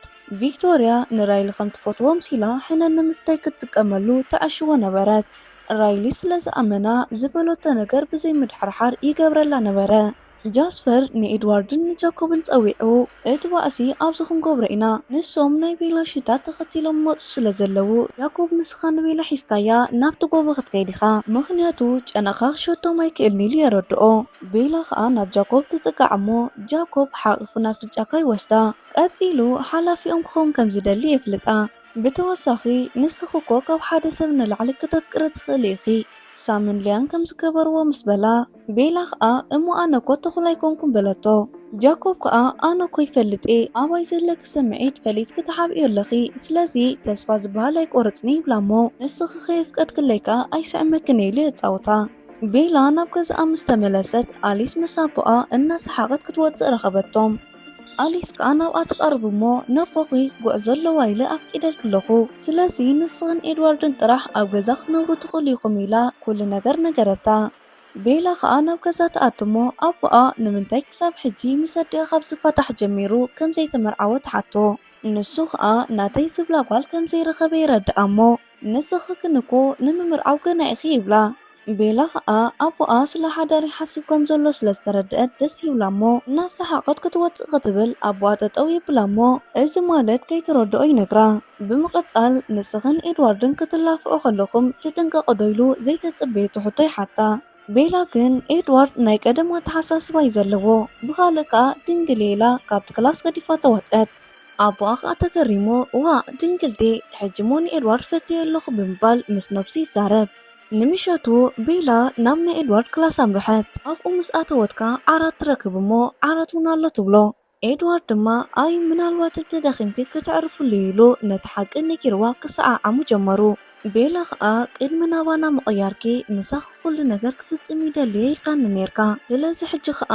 ንሱ ክገብሮ ይደለኹ ትብሎ ኣብ መንጎ ምስዓዓሞም ከዓ ኤድዋርድ ጠጠው የብላ እሞ ሕጂ ከምኡ ክገብር ከም ዘይደሊ የፍልጣ ብተወሳኺ ንኽብረታ ክብል ኣብ ድሕሪ መርዓ ክገብርዎ ምዃኖም ኣረዲኡ ድሕሪ ሕጂ ግን ተንበርኪኸ ናይቲ መርዓውን ንሕቶ ክሓተኪ ኢሉ ካቲም የውፅእ ቤላ ከዓ ሕራይ ክምርዓወከ ምስ በለቶ እቲ ካቲም ይገብረላ ብምቕፃል እቶም ቫምፓየር ናብቲ ቦታ ይበፅሑ እሞ ካብቲ ማይ በብሓደ ይወፁ ጃኮብ ከዓ ንቤላ ተሰኪሙ ናብቲ ጎቦ የብፅሓ ቤላ ከዓ ንስኻይ ትበኣስ እንዲኻ ኢላ ምስ ሓተተቶ ጃኮብ ከዓ ከምኡ ዘይኮነስ ምስቶም ዕስለ ስለ ዝራዳዳ እቲ ግዜ ክሳብ ዝኣክል ኣብ ዝኾይነ ክሕልወከ ኢሉ ይምልሰላ ንምሸቱ እቲ ጎቦ ብንፋስ መሊኡ ቤላ ከዓ ቁሩብ ልዕሊ ዓቕማ ኮይኑዋ ተንቀጥቅጥ ነበረት ኤድዋርድ ድማ ኣነ ከምቆኪ ይኽእል እናበላ ከሎ ጃኮብ ኣነ በይነይ ኣብ ደገ ፀሚን ኢሉ ናብኡ ምስ ኣተወ ንቤላ ብቁሪ ክተንቀጥቅጥ ይርአ በዚ ከዓ ኣነ ከምቋ ይኽእል ምስ በለ ኤድዋርድ ደስ ዋላ እንተዘይበሎ ግን የፍቅደሉ ጃኮብ ከዓ ንቤላ ሓቂፉ ከምቋ ጀመረ ኣብ ማእኸል ድማ ክዳን ክንተ ተውፅዮኮ ፅቡቅ ጌርካ ክትሞቁ ነርክ እናበለ ንኤድዋርድ ከሕርቆ ጀመረ ቤላ ድቃስ ምስ ወሰዳ ድማ ዘረብኡ ብምቕፃል ቤላ ንዓይ ከም ትፈትወኒ ትፈልጥ ዶ ምናልባት እኮ ንዓይ እንተመሪፃትኒ ክትቀትለኒ ክትፍትኒ ኢሉ ይሓቶ ኤድዋርድ ድማ ንሱ ናታ ውሳነ እዩ ኣነ ከዓ ንምንታይ ሞ ደስታ ክምንጥላ ኮይኑ ግን ንስኻ ተኹላ እንተዘይትኸውን ነርካ ተኽትንፋስ ኣሮኽ ንኸውን ይመስለኒ ብኻልእ ድማ ደስ ኢኻ ትብለኒ ይብሎ ጃኮብ ድማ ክምስ ይብል እሞ ኣነ ግን ነቲ ቓል ክብሎ ይደልኒ ኢሉ ካብቲ ነገር ይእለ ንፅባሒቱ ቤላ ንኤድዋርድ ዓርኪ ነይራትካ ዶ ኢላ ምስ ሓተተቶ ኣይ ኣይነበረንን ግን ንኣኺ ተመርዒ ኣለኹም እሺ ኢልና ነገራ ከሎ ጃኮብ ይሰምዕ እሞ ክልቲኹም ተመርዒኹም ዲኹም ይብል በዚ ሓሪቑ ከዓ ይኣኽለኒ ኢሉ ገዲፍዋ ይኸይድ ቤላ ከዓ ንኤድዋርድ ይሰምዕ ከም ዘሎ እናረኣኻ ኢኻ ምሽ ከም ዝትገብር ዘለኻ ኢላ ንጃኮብ ሰዓበቶ ጃኮብ ከዓ ኣነ ንኸይከይድ እንተደሊኺ እስከ ሓደ ጥዑይ ምክንያት ሃብኒ ኢሉ ይሓርቕ ቤላ ከዓ ጃኮብ ገዲፍዋ ከይከይድን ንነብሱ ኣብ ሽግር ከይትዋን ብምሕሳብ ሕራይ ሰዓመን ንበለቶ ጃኮብ ከዓ ናብ ቤላ ቀሪቡ ሓቂፉ ይስዕማ ቀፂሉ ከዓ ሕጂ ክኸይድ ኣለኒ ይፅበይኒ ኣለው ኢልዋ ይኸይድ ቤላ ናብ ኤድዋርድ ድሕሪ ምምላሳ ርኢኻና እንዲኻ በለቶ ኤድዋርድ ድማ ትፈትውየ ኢኺ ምሽ ኢሉ ዘይሓሰበቶ ሓደ ዘሰንብት ሕቶ ይሓታ ቤላ ከዓ ካብኡ ንላዕሊ እኮ ንዓኸየ ዝፈቱ ኢላ ምስ መለሰት ኤድዋርድ ድማ ይፈልጥ ኢሉ የረጋግኣ ኣብ መንጎ ከዓ እታ ጓል ተኹላ ናብኦም ድሕሪ ምቕራብ እቲ ኩናት ከም ዝተጀመረ ንኤድዋርድ ኣብ ርእሱን በበትሉ ናይ ኩሎም ቤተሰብን ናይ ተኹላ ዓሌትን ብሓደ ኮይኖም ንኩሎም ይውድእዎም ቪክቶርያ ናይቶም ተኻሉ ምምፃእ ምስ ረኣየት ብቕልጡፍ ካብቲ ከባቢ ተሰወረት ኤድዋርድ ድማ ንቤላ ኩሉ ታሕቲ ዝፍጠር ዝነበረ በብሓደ ይነግራ ጃኮብ እውን ኣብቲ ቦታ በፂሑ ይበኣስ ከም ዘሎ ይነግራ ናይ ኩለን ቤተሰብ ነቶም ሓደሽቲ ተወለድቲ ንሓደ ተኩላ እናጥቅዕዎ ከለዉ ጃስፐር ናብቲ ቦታ ዘሊሉ ይመጽእ እሞ ናይቲ ቫምፓየር ክሳድ ይቆርጾ። ኣብ ዝሓለፈ ምስ ኢመት ዝተናሓንሐ ተኩላ ኢመት ቢግዲኡ ንኸይጉዳእ ይሕልዎ። እዚ ከምዚ ኢሉ ከሎ ኤድዋርድ ቪክቶርያ ትመጽእ ከም ዘላን በይና ከም ዝኾነትን ንቤላን ነታ ተኩላን ይነግረን። በዚ ከዓ እቲ ተኩላ ከም ዝኸይድ ይገብር። ብድሕሪ እዚ ራይሊ ምስ ቪክቶርያ ኣብቲ ቦታ ይበጽሑ። ኤድዋርድ ድማ ንራይሊ ቪክቶርያ ትፃወተሉ ከም ዘላ ይነግሮ። ስለ ፍሎሪዳ ንስኻ ስለ ትፈልጥ ንኽትሕግዛ ኢላያ ቀይራ ትካይሉ ንኽረድኣ ይፍትን። ቪክቶርያ ድማ ሓሲቡ ስለ እሱ ኣይትፈልጥን ዲኻ ነኪረካየኮ በለቶ። ራይሊ ከዓ ናታ ምኽሪ ሰሚዑ ሕጂ ናይ መወዳእታ ይብሉ ከጥቅዖ ምስ ተዳለወ እታ ተኩላ ካብ ዝተሓበአትሉ ብምውፃእ ናይ ራይሊ ኢድ ተቆርፀሉ። ቪክቶርያ ከዓ ክትሃድም ክትብል ኤድዋርድ ጠጠው የብላ እሞ ተሃድም እንተኮይንኩ እኮ ዓወት ክትረኽቢ ትኽእልኒኺ። ብተወሳኺ ነፍቃሪኣ ጀምስ ብኸመይ ከም ዝቐተሎ እናነገረ ከም ትሓርቕ ይገብራ እሞ ምስኡ ክትበኣስ ጀመረት። ራይሊ ከዓ ነቲ ተኩላ ብእግሩ ይሃርሞ እሞ ክልቲኦም ኮይኖም ንኤድዋርድ ክበኣስዎ ጀመሩ። ኤድዋርድ ድማ ንክልቲኦም ክፀወሮም ኣይከኣለን። ክሳዱ ቆርፅዎ ክብሉ ከዓ ቤላ ብእምኒ ጌራ ሓደ ኢዳ ሓሪዳ ደም ትወፅእ እሞ እቶም ቫምፓየር ከም ዝዘናግዑ ገበረት። እታ ተኩላ ኣብቲ ቦታ መፅኣ ንራይሊ ጎቲታ ትወስዶ። ንሱ ከዓ ንቪክቶርያ ክትሕግዞ እናሓተታ ንሳ ግን ፈቃደኛ ኣይነበረትን። ምስ ኤድዋርድ እናተበኣሰት ከላ ከዓ ኤድዋርድ ክሳዳ ብስኑ በጢሱ ኣብ መሬት ይድርብያ። ከይትትስእ ብምሕሳብ ከዓ ብሓዊ የቃፅላ። እዚ ኩሉ ነገር ድሕሪ ምውድኡ ከዓ ኣሊስ ቮልተሪ ናብኦም ይመፁ ከም ዘለዉ ይረአያ። ኤድዋርድ ድማ ቮልተሪ ምስ ተኩላ ምሕባሮም ክፈልጡ የብሎም እናበለ ሓደ ዝተረፈ ሓድሽ ተወላዲ ናብኦም ምቕራብ ጀመረ።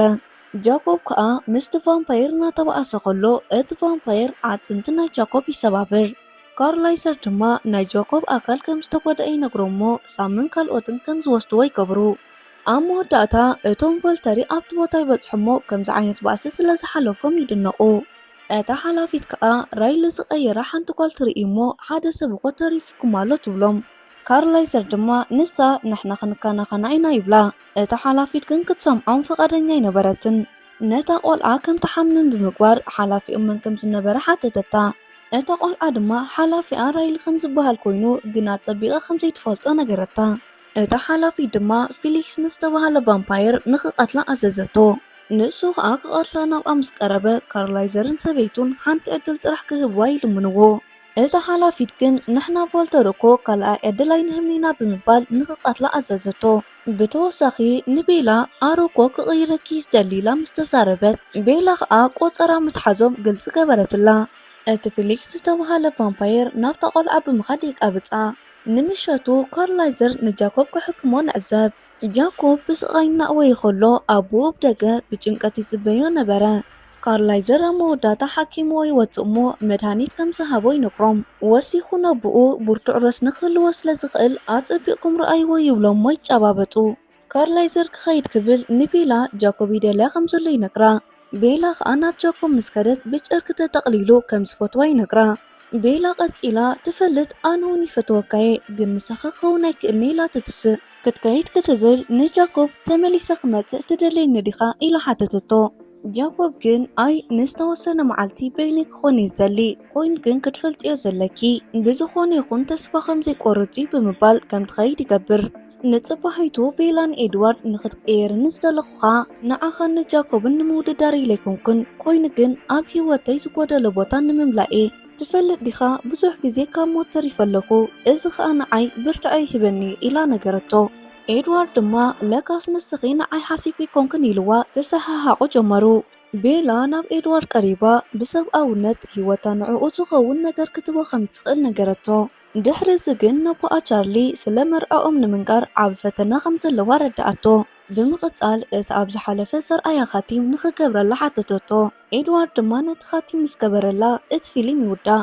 ፍትዋት ተኸታተልቲ መደብና ብዘቕረብናልኩም መደብ ዓጊኩምን ተዘናጊዕኩምን ክትኮኑ እናተመነና እንተፈቲኹማ ቪድዮ ላይክ ሼር ብምግባር ዘለኩም ሃናፅሪት ይኹን ሓበሬታ ኣብ ኮመንት ሴክሽን ኣቕምጡልና። ናይ ወትሮ ተኸታተልቲ መደብና ንምዃን ሳብስክራይብ ዘይገበርኩም ሳብስክራይብ ግበሩ እንዳበልኩ ኣብ ቀፃሊ ብኻልእ መደብ ክሳብ ንራኸብ ሰሰናዩ።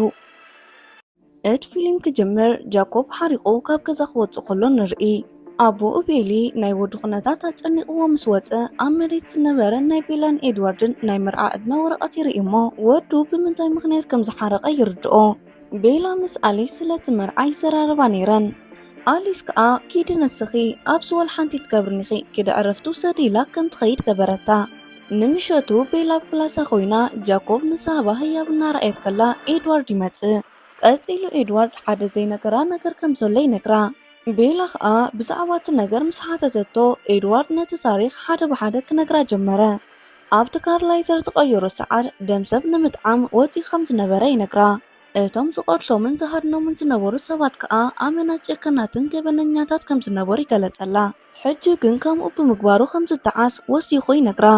ቤላ ከዓ ኣጆኻ ንስኻ ከምኡ ብምግባርካ እኮ ብዙሓት ሰባት ኢኻ ትሪፍካ ትብሎ። ብድሕሪ እዚ ሓዊ ኢመት ይመጽእ እሞ እቲ ሰዓት ከም ዝኣኸለ ይነግሮ። ኤድዋርድ ከዓ ንቤላ ሎሚ ነወዳት ጥራሕ ዝተዳለወ ፓርቲ ከም ዘሎ ነጊርዋ ምስ ሓዊ ኸደ። ቤላ ከዓ ብሕልማ ኣብ መዓልቲ መርዐኦም ቮልተር ቫምፓየር መጺኦም ትርኢ። ተጠውያን ድሕሪት ምስ ረኣየት ከዓ ኩሎም ቶም ሰባት ሞይቶም ረኣየት። ናይ ኤድዋርድ ኣፉን ስርኢን ከዓ ደም ብደም ኮይኑ ነበረ። ብድሕሪ እዚ ቤላ ካብ ድቃሳ ትበራበር እሞ ነቲ ዝኾነ ነገር ንኣሊስ ትነግራ። ክልቲአን ዳዕለላ ከለዋ ሮዛ ትመጽእ እሞ ናይ ቤላ ጨጉሪ ክትፍሽል ከላ ክትሕግዛ ከም ትደሊ ነገረታ። ኣደ ቤላ ናብ እንድሕሪ ምምጽኣ ከዓ ኣመና ከም ዘጸብቐላ ትነግራ። ኣቦኣ እውን ቀጺሉ ቅድሚ ሕጂ ኣድያ ንዝገበረቶ ናይ ጨጉሪ መትሓዚ ከም ህያብ ይበርክተላ። ቀጺላ ቤላ ምድልዋ ተወዲኣ ከላ ኣቦኣ መጺኡ ሰዓት ከም ዝኣኸለ ይነግራ። ቤላ ከዓ በጃኻ ካብ ጎናይ ትርሓቕ ትብሎ እሞ ተተሓሒዞም ናብቲ መርዓ ኣተዉ። ቤላ ፈሪሓ ዋላ እንተነበረት ንኤድዋርድ ምስ ረኣየቶ ግን ትረጋጋ። እቲ ቃል ኪዳን ዘእስሮም ቀሺ ቃል ኪዳን ምስ ኣተዎም ነቲ መርዓ ይጽድቐሎም። ንምሸቱ ኤድዋርድ ንቤላ ደቂ ክኡን ደቂ ሓትኑን የላልያ። ኮይኑ ግን ዩራሪ ዝተባሃለት ጓል እቶም ተኻሉ ኣብኡ ብምህላዎም ሕጉስቲ ነበረትን። ወሲኻ እቶም ተኻሉ ንመሓዛእ ለውሮም ምቕታሎም ኣሰኻኺራ ነቲ ዕድመ ገዲፋ ተወፀት። ኤድዋርድ ከዓ ንቤላ ንእሽተይ ናይ ቤተሰብ ሽግር ኢልዋ ምስዕሳዕ ጀመሩ። ኣብ መንጎ ከዓ ሓደ ዓብዪ ህያብ ኣለ ኪኢሉ ናብ ጫካ ይወስዳ እሞ ምስ ጃኮብ ይራኸባ። ኤድዋርድ ከዓ ንኽዘራረቡ በሎ ኣነስ ናብኡ ኸይደ ኢልዎም ይምለስ። ቤላ ከዓ ንጃኮብ ስለ ዝመፀ ከም ዝሓረቐት ምስ ነገረቶ እዚ ኩሉ መዓልቲ ኣበይ ከም ዝነበረ ሓተተቶ። ጃኮብ ከዓ ናብ ናይ ካናዳ ዶብ ከም ዘምርሐ ረዲእዋ ኣብ ናይ መጨረሻ ናይ ሰብኣዊ መዓልታ ከም ዘባላሸወላ ይነግራ። ቤላ ከዓ ስለ ዝመፀ ደስ ከም ዝበላ ትነግሮ እሞ ናይ ሰብኣዊ ባህሪኣ ካብ ቁልዕነታ ኣትሒዙ ከም ዘይቅየር ነገረቶ። ጃኮብ ግን ኣመና ይሓርቕ እሞ ከምዚ እኮ ክትገብሪ የብልክን ክትሞቲ ኢኽ እናበላ ከሎ ኤድዋርድ ብቕልጡፍ ይመጽእ እሞ ምስ ጃኮብ ይተፋነን። ሳምን ዓርኩን ከዓ ይመጽ እሞ ንጃኮብ ክረጋጋእ ይነግርዎ። ጃኮብ ከዓ ንሳም ክትመውት እኮ ትኽእል ኢሉ ምስ ሓተቶ ሳም ከዓ ንሱ ካብ ድሕሪ ሕጂ ንዓና ይምልከተና ነይሉ ከም ዝኸዱ ይገብር። ቀፂሎም ኤድዋርድን ቤላን ምስ ኩሎም ተሰናቢቶም መዓልቲ ሕጽነቶም ንኽቕጽሉ ናብ ብራዚል የምርሑ። ኣብኡ ከዓ ኣብ ሓደ ቦታ ድሕሪ ምዝንግዖም ብጃልባ ናብ ኣብ ሓደ ደሴት ትርከብ ገዛ የምጽኣ። ቤላ በቲ ናይቲ ገዛ ጽባቐ ተማሪኻ ከላ ኤድዋርድ ይመጽእ እሞ ክሕንብስ ስለ ዝኾነ ክትመጽእ እንተደለየ ይነግራ። ቤላ ከዓ ሕራይ ክመጽእ ንስኻ ቀድመኒ ኢላቶ ሰውነታ ክትጻራሪ ጀመረት። ብድሕሪ እዚ ቤላ ነብሳ ብፎጣ ሸፊና ናብቲ መሐንበስ ምርሐት። ኣብቲ ማይ ከዓ ምስ ኤድዋርድ ጽቡቕ ናይ ፍቕሪ ግዜ እንዳሕለፉ ኤድዋርድ የቋርጻ እሞ እዚ ነገር እዚ ክገብሮ ይደሊ ነይሉ ግልፂ ይገብረላ። ቤላ ግን ኣይከውንን እዩ ንስኻ ከምዘይ ትጎድአኒ ይኣምን ኢላቶ ብሓንሳብ ይድቅሱ። ኤድዋርድ ክጻወሩ ዋላ እንተፈተነ ኮይኑ ግን ከቢድ ነበረ። ንጽባሒቱ ንግሆ ቤላ ካብ ድቃሳ ምስ ተበራበረት እቲ ዓራት ከምዘይነበረ ኮይኑ ተሰባቢሩ ረኸበቶ። ኣብ መስትያት ጠጠው ኢላ ምሸት ስለ ዘሕለፈቶም ግዜ እንዳዘከረት ከላ ኤድዋርድ ይመጽእ እሞ ትማሊ ሃሴኪ ደይሉ ይሓታ። ቤላ ከዓ ወልሓንቲ ኮንኩን ዋላ እንተበለቶ ኤድዋርድ ግን ኣካላ ፈቲሹ ስምብራት ዝሓዘ ነገር ምስ ረኸበ ንነብሱ ይወቅስ። ቤላ ከዓ ንኤድዋርድ ንምርግጋ ኣነ ኮ ዳሓኒ ንስኻ ግን ኣይተሓጎስካ እንዲኻ ትብሎ። ኤድዋርድ ከዓ ካብ ዝፍጠር ኣትሒዙ ከምዚ ገይሩ ደስ ኢልዎ ከምዘይፈልጥ ይነግራ። ብተወሳኺ እዚ ነገር ዳግማይ ከምዘይገብርዎ ይነግራ። ብድሕሪ እዚ ኤድዋርድ ምስ ቤላ ኣብ ብራዚል ጽቡቕ ግዜ የሕልፉ። ክልተ ሰባት የምጽእ እሞ ናይቲ ገዛ ተኸናኸንቲ ምዃኖም ይነግራ። ቤላ ከዓ ስለ መንነትካ ይፈልጡ ዶ ኢላ ትሓቶ። ኤድዋርድ ከዓ እወ ትጠራጠርያ ንዓና ከም ኣራዊት ጌርያ ትርኢና ይብላ። ንምሸቱ ከዓ ቤላ ሓደ ሕልሚ ረኣየት። ንሱ ከዓ ኣጆኺ ሕልሚ ጥራሕ ኮይሉ ከረጋግኣ ከሎ ቤላ ተቋርጾ እሞ ዳግማይ ብሓደ ይድቅሱ። ንጽባሒቱ ንጎ ካብ ደቃሳ ምስ ተባራበረት ኤድዋርድ ኣብ ገዛ ይነበረን። ደብዳቤ ጽሒፉ ከዓ ንሃደን ንኸተማ ከም ዝወፀ ይነግራ። ቤላ ከዓ ኣብ ገዛ ዝነበረ ናይ ደርሆ ጥብስ እናበልዐት ከላ ሃንደበት ዕግርግር ይብላ እሞ ከተመልስ ጀመረት። ኤድዋርድ ከዓ ንገዛ ተመሊሱ ስለ ዝነበረ ንቤላ ይተሓመማ። ኮይኑ ግን ቤላ ሓደ ነገር ኣስተውዓለት። ናብ መስትያት ቀሪባ ከብዳ ምስ ረኣየቶ ከዓ መጠኑ ከም ዝወሰኸ ተዓዘበት። ብኻልእ ከዓ ኣብ ከብዳ ዝነበረ ጥንሲ ክገላበጥ ይፍለጣ። ኣብ መንጎ ክልቲኦም ፈዚዞም ጠጠው ኢሎም ከለዉ ናይ ቴሌፎን ጻውዒት የበራብሮም። ቤላ ከዓ ነቲ ቴሌፎን ምስ ኣልዓለቶ ኣሊስ ነበረት። ንሳ ከዓ ጥንስቲ ከም ዝኾነት ነገረታ። ከብዳ እውን ካብ ንቡር ዝሓለፈ ብቕልጡፍ ይዓቢ ምህላው ትነግራ። ኤድዋርድ ከዓ ነቲ ቴሌፎን ይምንጥላ እሞ እዚ ነገር ብኸመይ ክኸውን ይኽእል ኢሉ ምስ ቤተሰቡ ይረዳዳ። ቀፂሉ ነቲ ቴሌፎን ዓፂዩ ብቕልጡፍ ክዳውንታ ይጥርንፈላ። ንቤላ ከዓ ካርላይዘር እቲ ጥንሲ ዝጸንሕ እንተኾይኑ ንጥዕና ክጽቡቕ ከም ዘይኮነ ነጊርኒ ኢሉ ናብቲ ዝኾሕኾሕ ዝነበረ ማዕጾ ክኸፍት ይኸይድ። እታ ሰበይቲ ምስ ኤድዋርድ ብቋንቋ ላቲን እናተዛረበት ከላ ሃንደበት ነቲ ጥንሲ ረኣየቶ። እታ ሰበይቲ ከዓ እዚ መኸውን የብሉ እንዳበለት ገዲፋቶም ወፀት። ኤድዋርድ ከዓ ሕጂ እታ ሰበይቲ ስለ ዝፈለጠት ብቕልጡፍ ክንከይድ ኣለና ይብላ። ጃኮብ ናብ ገዝኡ ምስ ተመለሰ ንኣቦ ቤላ ይረኽቦ። ኣቦ ቤላ ከዓ ጓሉ ንእሽተይ ከም ዝተጸላ ከም ዝነገረቶ ንጃኮብ የጻውቶ። ጃኮብ ከዓ ሓሪቑ ናብ ቤላ ይምርሕ። ኣብኡ ምስ በጽሐ ግን ናይ ቤላ ገጽ ተጨማዲዱ ነበረ። ዝበኣሰ ከዓ ዓቢራ ይረኽባ። ስለቲ ኩነታት እንዳሓተታ ከሎ ከዓ ቤላ ጠጠው ኢላ ከብዳ ማዕረ ክንደይ ብቕልጡፍ ዳዓበየ ይመጽእ ከም ዘሎ ተርእዮ። ጃኮብ በቲ ኩነታት ሓሪቑ ምስ ኤድዋርድ ተጨቃጨቐ። ቤላ ጠጠው ተብሎም እሞ እቲ ውሳነ ናይ ባዕላ ከም ዝኾነን ነቲ ቆልዓ ከዓ ከም ትፈቶ ትነግሮም። ኤድዋርድ ንጃኮብ ንዓኸ ዘረርበካ ይደሊ ኣለኹ ኢሉ ድሕሪ ምውሳዱ እቲ ጥንሲ ክውለድ እንተኾይኑ ቤላ ናይ ምትራፍ ዕድላ ንእሽተይ ኢሉ ነቲ ሓቂ ይነግሮ። ብተወሳኺ ከዓ ኣሊስ ኣብ ልዕሊ ቤላ ንዝፍጠሩ ነገራት ክትርእልና ይትኽእልና ይብሎ። ኣብ መወዳእታ ከዓ ንዓኻ ምናልባት ክትሰምዓካ ስለ ትኽእል ኣዘራርባ ይብሎ። ጃኮብ ከዓ መሊሱ ዘይትሰምዓን እንተኾይና ሲሉ ሕቱኡ ብሕቶ ይምልሰሉ። ኤድዋርድ ከዓ ምናልባት ቤላ እንድሕር ድሞት ኮይና ደኣ ንስኻ ከዓ ንዓይ ክትቀትለኒ ይደሊ ኣለኹ ኢሉ ይምልሰሉ። ጃኮብ ከዓ ናይ ኤድዋርድ ምክሪ ድሕሪ ምስምዑ ናብ ቤላ ይኸይድ እሞ እዚ ነገር ኣብ ልዕሊኺ ከቢድ ሽግር ከምጽኡ ንኽትሞት እንድሕር ኮይኑስ ንዓና እንታይ ትርጉሙ ይብላ። ቤላ ግን ኣነ ሓያል ጓሌ ይፍለጠኒ ኣሎ፣ እዚ ቆልዓ እዚ ከም ዝወልደ ይርድኣኒ ኣሎ፣ በዚ ትጠራጠር ትብሎ። ጃኮብ ከዓ ብመልሲ ሓሪቑ እቲ ትኾንዮ ስለ ዝፈልጥ ኣነ ኣብዚ ክጸንሕ ኣይደልን ኢሉ ገዲፍዋ ይኸይድ። ኣብቲ ደገ ምስ ወፀ ከዓ ንሞትኡ ብእግሩ ሃሪምዋ ናብ ተኹላ ተቐይሩ ናብ ጫካ ኣትዩ ቤላ ዝበለቶ ነገር እንዳዘከረ ክጎይ ይጅምር። ከይሓሰቦ ከዓ ናብ ጽርግያ ይወፅእ እሞ ከም ገለይሉ ነታ መኪና ምስ ሓለፋ ናብቲ ጫካ ኣትዩ ንጎስኡ እናነቀወ ይጽውዖም። ኩሎም እቶም ተኻሉ ድምፁ ምስ ሰምዑ ናብ ሓደ ቦታ ይእከቡ። እቲ ኣልፋሳም ከዓ እቲ ቆልዓ ክውለድ እንተኾይኑ ናይ ወዲ ሰብ ህይወት ኣብ ሓደጋ ክኣትዩ ኢሉ ይነግሮም። ጃኮብ ከዓ ከምዚ ክትገብር ሞ ኣይፍቅደልካኒ ይብሎ እሞ ምስ ሳም ይተፋነኑ። ሳም ከዓ ኣብዚ ኣልፋ ኣነ ኢሉ ናብኡ ይጽጋዕ። ጃኮብ ግን ከም ካልኦት ንነብሲ ይግዝአን። ምስ ሳም ብምበኣስ ሓላፍየይ ኣቦዩ ናቱ ውሳኔ ከዓ ዝሰምዕ፣ ስለዚ ካብዚ ነገር ዝወፅእ ኣለኹ ኢሉ ገዲፍዎም ይኸይድ። ጃኮብ ናብ ቤላ እንዳተመለሰ ከሎ ሴት ዝበሃል ሓዊ ይመጽእ እሞ ምስኡ ክኸውን ከም ዝደሊ ይነግሮ። ጃኮብ ከዓ ብሓሳቡ ዋላ ተዘይተሰማምዐ እቲ ወዲ ግን ነቓፅ ስለ ዝነበረ ኣብ ልዕሊ ኣሕዋትካ መጥቃዕቲ ክትፍጽም ትሓስብ ኣለኻ ዲኻ ኢሉ ይሓቶ። ሴት ከዓ እቲ ቁኑዕ መንገዲ ክሳብ ዝሓስኩ እወ ይብሎ። ጃኮብ ከዓ በል ንዓናይ ንናይ ኩለን ቤተሰብ ክነጠንቅቖም ኢሉ ይወስዶ። ኣብ ማዕዶ ኮይኑ ከዓ ንኤድዋርድ ጓሳይ ኣብ ልዕሊኹም መጥቃዕቲ ክፍጽሙ ይዳለው ኣለዉ፣ ንቤላ ከዓ ኣዳልውዋ ይብሎ። ብድሕሪ እዚ እታ ጓል ተኹላ ንሓዋ ተኸቲላ ተጸንበረቶም። እናተዘራረቡ ከለዉ ከዓ ናይቶም ዕስለ ድምፂ ይሰምዑ። ሴድ ከዓ ሳም ዘለናዮ ቦታ ፈሊጥዎ ኣሎ ኢሉ ይነግሮም። እታ ጓል ከዓ ንጃኮብ ሓሳብካ እንታይ ኢላ ሓተተቶ። ኮይኑ ከዓ ጃኮብ ሓሳባቱ ንናይ ኩለን ቤተሰብ እንዳነገሮም ከሎ ንዕዘብ። ኣነ ንሳም ይፈልጦ እየ ኣብዚ ከባቢ ተሓቢኡ ክጸንሐና ስለዚ ተዳለው ይብሎም። ካርላይዘር ከዓ ጃኮብ ንዝገበረሎም ነገር ይመስክኖ። ኣብ ደገ ጃኮብ ከም ዝበሎ ሳም ተሓቢኡ ይጽበዮም ነበረ።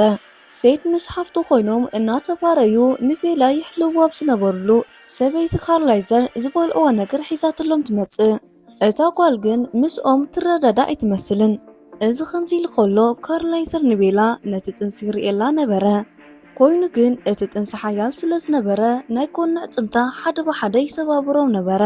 ቀፂሉ ከዓ ሕጂ ጠጠው እንተዘያቢሎሞ ከይወለደቶ ክትመውት ከም ትኽእል ይነግራ። ኣብ ሓሳባ ከም ዝፀንዐት ዝረኣየ ኤድዋርድ እቲ ቆልዓ ንዓኺ ክልክመለይ ኣይደልን ኢሉ ከም ኣቦኡ ገዲፍዋ ይወፅእ። ብምቕፃል ኩሎም ቶም ቤተሰብ ተኣኪቦም ከለዉ ቤላ ከም ዝቆረረት ረኣዩ። ጃኮብ ከዓ ኣነ ከምኡቀየ ኢሉ ናብኣ ምስ ተፀግዐ ዕግርግር ኢልዋ ከተምልስ ፈተነት። እዚ ከምዚ ኢሉ ከሎ ኤድዋርድ ንናይ ጃኮብ ርእሲ የንብቦሞ ጃኮብ ሓደ ሓሳብ ኣለዎ ኢሉ ይነግሮም። ጃኮብ ከዓ ነቲ ህፃን ዘድልዮ ነገር ክንህቦ ይግባአና እዩ ይብሎም። ቤላ ከዓ እቲ ህፃን ከም ዝፀምአ ግልፂ ገበረትሎም። ኤድዋርድ ከዓ ብቕልጡፍ ደም ብዩዝኤን ስረው ገይሩ የምፃላ። ቤላ ምስ ተዓመቶ እቲ ህፃን ከም ዝፈተዎ ነገረቶም። ካርላይዘር ከዓ እወ መጠን ናይ ደም ኮኮብ ብሓንሳብ ተቐይሩ ይብላ። ነፅባሒቱ ቤላን ኤድዋርድን እንዳዕለሉ ከለዉ ኤድዋርድ ሃንደበት እዚ ህፃን ናተይ እናትክን ድምፂ ፈትይወሎ ከመይ ምዃኑ ዋላ እንተዘይፈለጥክዎ ግን ይዛረበንሎ ይብላ። ቤላ ከዓ ቀፂላ እዚ ኩሉ ነገር ዝገብሮ ዘለኹ ንዓኻ ኢለየ ብጣዕሚ ዝፈትወካ ትብሎሞ ንኤድዋርድ እንታይ ይብለኑ ሌላ ትሓቶ። ኤድዋርድ ከዓ ንሱ ብጣዕሚ ዝፈትወክ ኢሉ ዝሰምዖ ነገር ይነግራ። ጃኮብ ናብ ውሽጢ እንዳኣተወ ከሎ ቤላ ምስ ኤድዋርድ ደስ ኢልዎም እናዕለሉ ከለዉ ይሪኦም። ብድሕሪኡ ካርላይዘር ይመፅእ እሞ ከዘራርቦ ከም ዝደሊ ነጊርዎ ሓንቲ ደም ጥራሕ ከም ዝተረፎም ነጊሩ የርእዮ። ጃኮብ ከዓ ብቕልጡፍ ናብቶም ተኻሉ ብምኻድ ከዘራርቦም ከም ዝመፀ ይነግሮም። ንሳቶም ከዓ ናብ ገዛ ክትምለስ ዲኻ ኢሎም ምስ ሓተትዎ ጃኮብ የቋርፆሞ ኣይ ኣይኮነን ንሰይትን ሓፍቱን ክትወስድዎም ኢለየ ኣነ ከዓ ንሳም ከም ዝቆትሎ ንገርዎ ምስ በሎም ተዕዝብትና ናብ ካርላይዘርን ሰበይቱን ይወስደና። ንሶም ከዓ ነቶም ተኻሉ እናቆየዩ የሽክዕዎም። እቶም ተኻሉ ምስ ሃደምዎም ከዓ ነቶም ዝተረፉ የፍልጥዎም። እቶም ዝተረፉ ከዓ ዳግማ ያሽክዕከና ምሽኢሎም ገዲፎሞ ይኸዱ። ጃኮብ ከዓ ናብ ገዛ ምስ ተመለሰ ቤላ ነቲ ህፃን ሽም ከም ዘውፀትሉ ትነግሮ።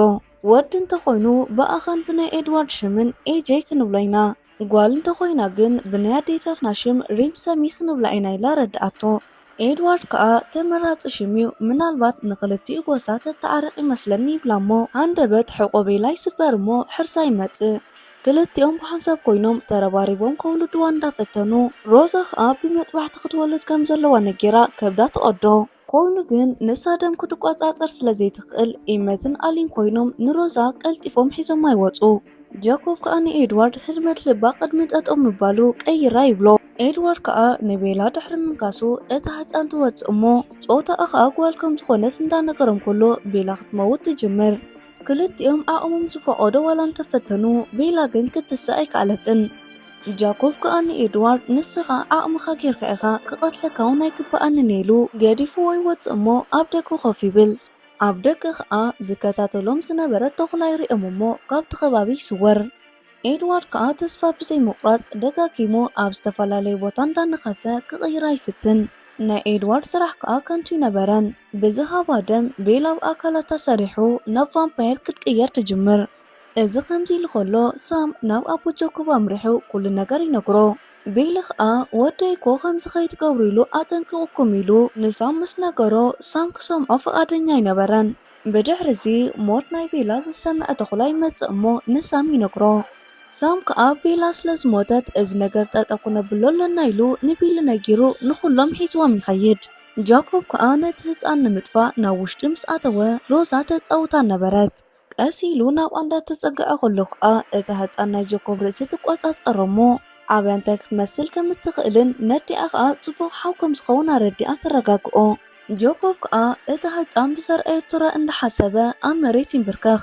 ኮይኑ ግን እቶም ናይ ተኻሉ ጭፍራ ናብ ናይ ኩሎም ቤተሰብ ብቕልጡፍ ይመፁ ነበሩ።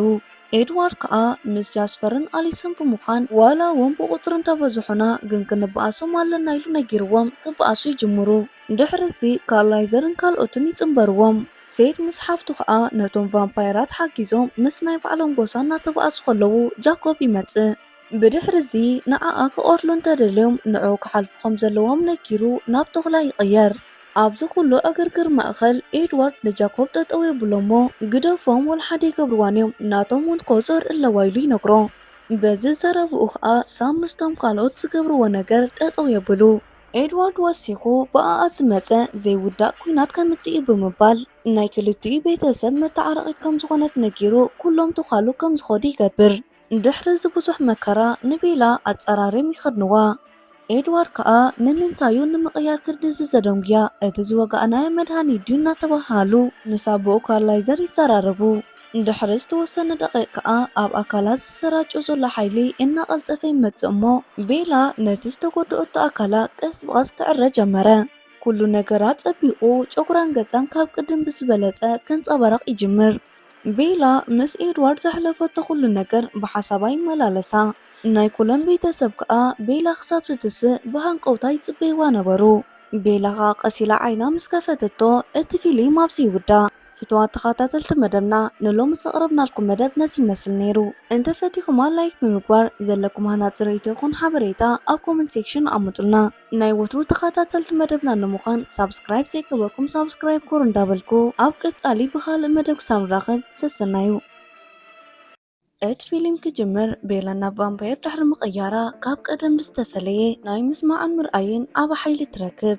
ኤድዋርድ ድማ ናብኣ ቀሪቡ ኣመና ከም ዘፀበቐላ ነጊሩ ይሰዕማ። ቤላ ናብ ዝወለደታ ህፃን ንምርኣይ ክትከይድ ክትብል ኤድዋርድ ጠጠው ይብላ እሞ መጀመርያ ነብሳ ክትቆፃፀር ከም ዘለዋ ይነግራ። ብድሕሪዚ ቤላ ናይ ደም ድሌታ ይውስኽ እሞ ምስ ኤድዋርድ ናብ ሃደን ይወፁ።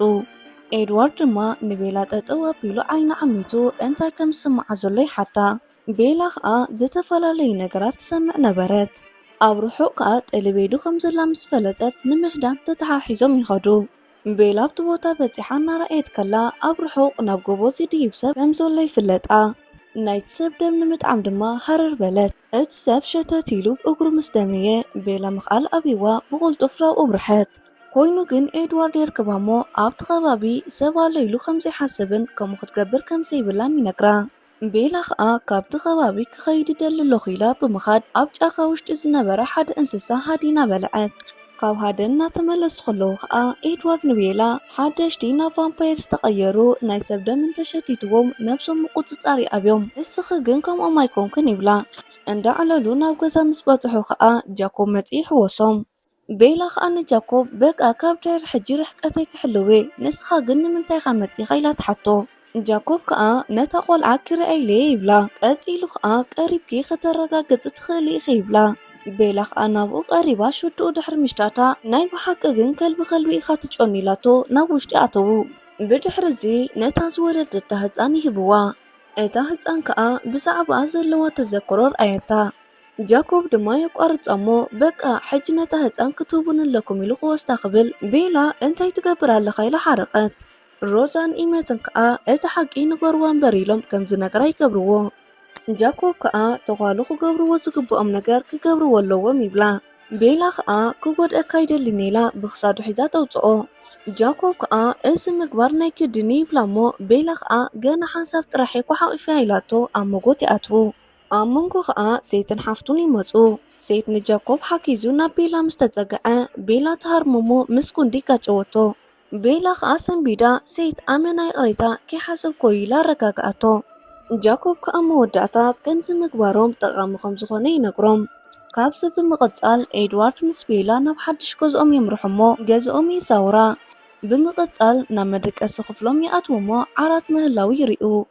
ቤላ ከዓ ቫምፓየራት እኮ ይድቅሱን እዮም ዓራት ምህላው እንታይ ትርጉም ኢላ ምስ ሓተተቶ ከነምስል እኮ ንኽእል ኢና ኢልዋ ብሓንሳብ ይድቅሱ።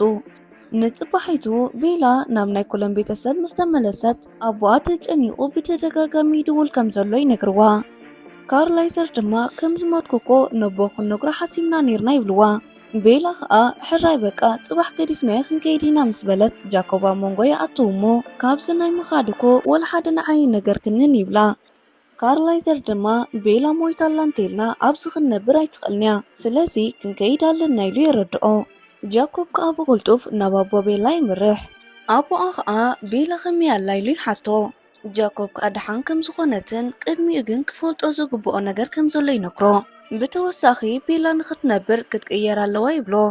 ኣቦኣ ከዓ ናብ ምንታያ ክትቅየር ዘለዋ ኢሉ ምስ ሓተቶ ጃኮብ ከዓ ክዳውንቱ ዋፃፂኡ ኣብ ቅድሚኡ ናብ ተኽላ ይቕየር።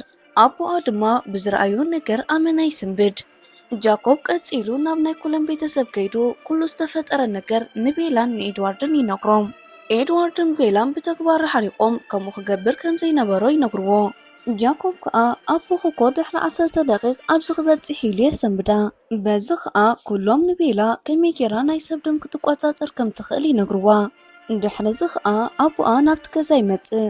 ንቤላ ከዓ ስለ ጥዕና ክሓታ ይጅምር። ቤላ ከዓ ሕጂ ካብ ካልእ ግዜ ብዝተፈለየ ትዒት ከም ዘላ ፍለጠቶ።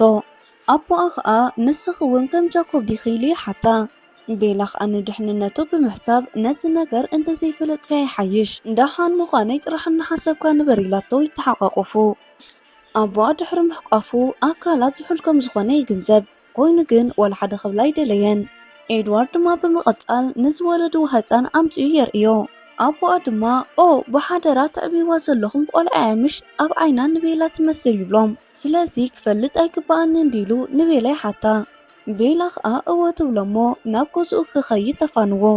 ድሕሪዚ ከዓ ኢመት ንስኽ ግን ሓዳሽ ተቐየርኪ ትመስልኒ ኺልዋ ሓይሎም ይፈታተኑ። ቤላ ግን ብቐሊሉ ንኢመት ሰዓረቶ። እዚ ከምዚ ኢሉ ከሎ ኩሉ ነገር ብዝደለይዎ ይኸደሎም ነበረ። ጃኮብ ከዓ ምሳም ዕርቂ ይፈጥሩ። ኮይኑ ግን ዕቤት ናይታ ህፃን ኣመና ቅልጡፍ ነበረ። ቮልተር ከዓ ሓዳሽ ተወላዲት ከም ዝሓወሱ ብደብዳቤ ንኩለን የፍልጥዎም። ድሕሪዚ ቤላ ምስ ጓላን ጃኮብን ኮይኖም ናብ ጫካ ኸዱ። እታ ህፃን ሓይላ ተጠቂማ በረንዳ ኣከበት ከላ ኣብ ርሑቕ ጎቦ ኮይና ናይ ኤድዋርድ ቤተሰብ ኤሪና ትሪኦም ነበረት። ቤላ ከተዘራርባ ናብኣ ምስ ቀረበት ኤሪና ግን ናብ ማይ ኣትያሽ ከዓታ። ድሕሪዚ ኤሪና ናብ ቮልተር ብምኻድ ንሓላፊኦም ኣሮ ኩለን ሓድሽ ገበን ይፍፅሙ ከም ዘለዉ ነገራቶም። ኣሮ ከዓ ናብኣ ቀሪቡ ዝረኣየቶ ነገር ይርኢ። በቲ ዝረኣዮ ነገር ድማ ኣመናዩ ተደኒቑ። ድሕሪ መዓልታት ኣሊስ ዕምባባ ሒዛ ናብ ገዛ እናምራሐት ከላ ቮልተሪ ሙሩእ ሰራዊቶም ሒዞም እናመፁ ከለዉ ብራእይ ይረኣያሞ ዝሓዘቶ ዕምባባ ትድርብዮ። ጃስፐር ድማ ናብኣ ቀሪቡ እንታይ ከም ዝተፈጠረ ምስ ሓተታ ዝረኣየቶ ኩሉ ነገረቶ። ኤድዋርድ ድማ ኤረና ኩሉ ነገር ንቮልተር ከምስ ነገረት ይርድኦ። ጃኮብ ከዓ እሞ ንስኹም እንታይ ጌጋ ከም ዘለኩም ዘይተዛረቡ ይብሎ። ኤድዋርድ ድማ እወ ሓቁሎ ንኩሎም ቤተሰብና ነጌርና እንኣሮ ከነረድኦ ኣለና ይብል። ሰይቲ ካርላይዘር ከዓ ሕራይ ንኽእሎ ነገር ክንፍትን ኢና ትብል። ንምሸቱ ከዓ ካርላይዘር ቅድሚ ሕጂ ዝተወለዱ ህፃናት ታሪክ ክነግሮም ጀመረ። እቶም ህፃናት ድሕሪ ምውላዶም ንሓንቲ ከተማ ብመጥቃዕቲ ድፊኦማ ነይሮም። እዚ ከዓ ንቮልተር ጣልቃ ክኣትዉ ገዲድዎም። ንሶም ከዓ ነቶም ዝሞቱ ድሕሪ ምፅርራዮም ንዝቐየረቶም ኣድዮም ብሞት ቀፂዖማ። እቶም ህፃናት ከዓ ሓያላት ስለ ዝነበሩ ንሶም እውን ከም ዝሞቱ ከም ዝተገበረ ይረድኦም። ብድሕሪ ቤላ እሞ ናይ ጓለይ ኣፈጣጥራኮ ካብዚኦም ዝተፈለየ እዩ ትብሎ። ኤድዋርድ ድማ ቮልተር ዝደልይዎ ነገር ሓይሊ ምውሳድ እዩ። እዚ ከዓ ደጋጊሞም ኣርኤሙናዮም ይብላ። ንፅባሓይቲ ንጎ ክኸዱ ምስ ተዳለዉ ሳም ኣሊስ ብሕዛቶም ክትሓልፍ ከላ መልእኽቲ ከም ዘመሓላለፈትሎም ይነግሮም። ቤላ ነቲ መልእኽቲ ምስ አንበበቶ ኣሊስን ጃስፐርን ከም ዝኸዱን ንሶም ከዓ ፅቡቅ ጌሮም ክደልዩ ከም ዘለዉ ምንጋራ አንበበት። ድሕሪዚ ቤተሰብ ተመቃቂሎም ሓገዝ ንዝኾንዎም ቤተሰቦም ክደልዩ ጀመሩ። መብዛሕትኦም መጀመርያ ንቮልተር ይፈርሕዎም ስለ ዝነበሩ ክሰማምዑ ይከኣሉ ነይሮም። ኮይኑ ግን ጓል ቤላ ንኩሎም ኣብ ገጾም እናተንከፈት ነቲ ሓቂ ረኣየቶም። ንሶም ከዓ ቅድሚ ሕጂ ካብ ሰብን ቫምፓየርን ዝተወለደ ፍጡር ሪኦም ስለ ዘይፈልጡ ምስ ኩሎም ቤተሰብ ይሰማምዑ። ካርላይዘርን ሰበይቱን ብጣዕሚ ሓይሊ ንዘለዎ ቤንጃሚን የእሚኖም የምፅዎ። ንቤንጃሚን ከዓ እታ ቆልዓ ራእይ ምስ ረኣየቶ ንዓኣ ብዘለዎ ተውህቦ ይዘናግዓ ነበረ። ሃንደበት ከዓ ክልተ ዋልድ ቫምፓየር ካብቲ ጫካ ይወፃ። ቤላ በዓል መን ምዃነን ምስ ሓተተት ኤድዋርድ ድማ ሳናን ራዛን ከም ዝበሃላን ካብ ኣማዞን ከም ዝመፃ ይነግራ።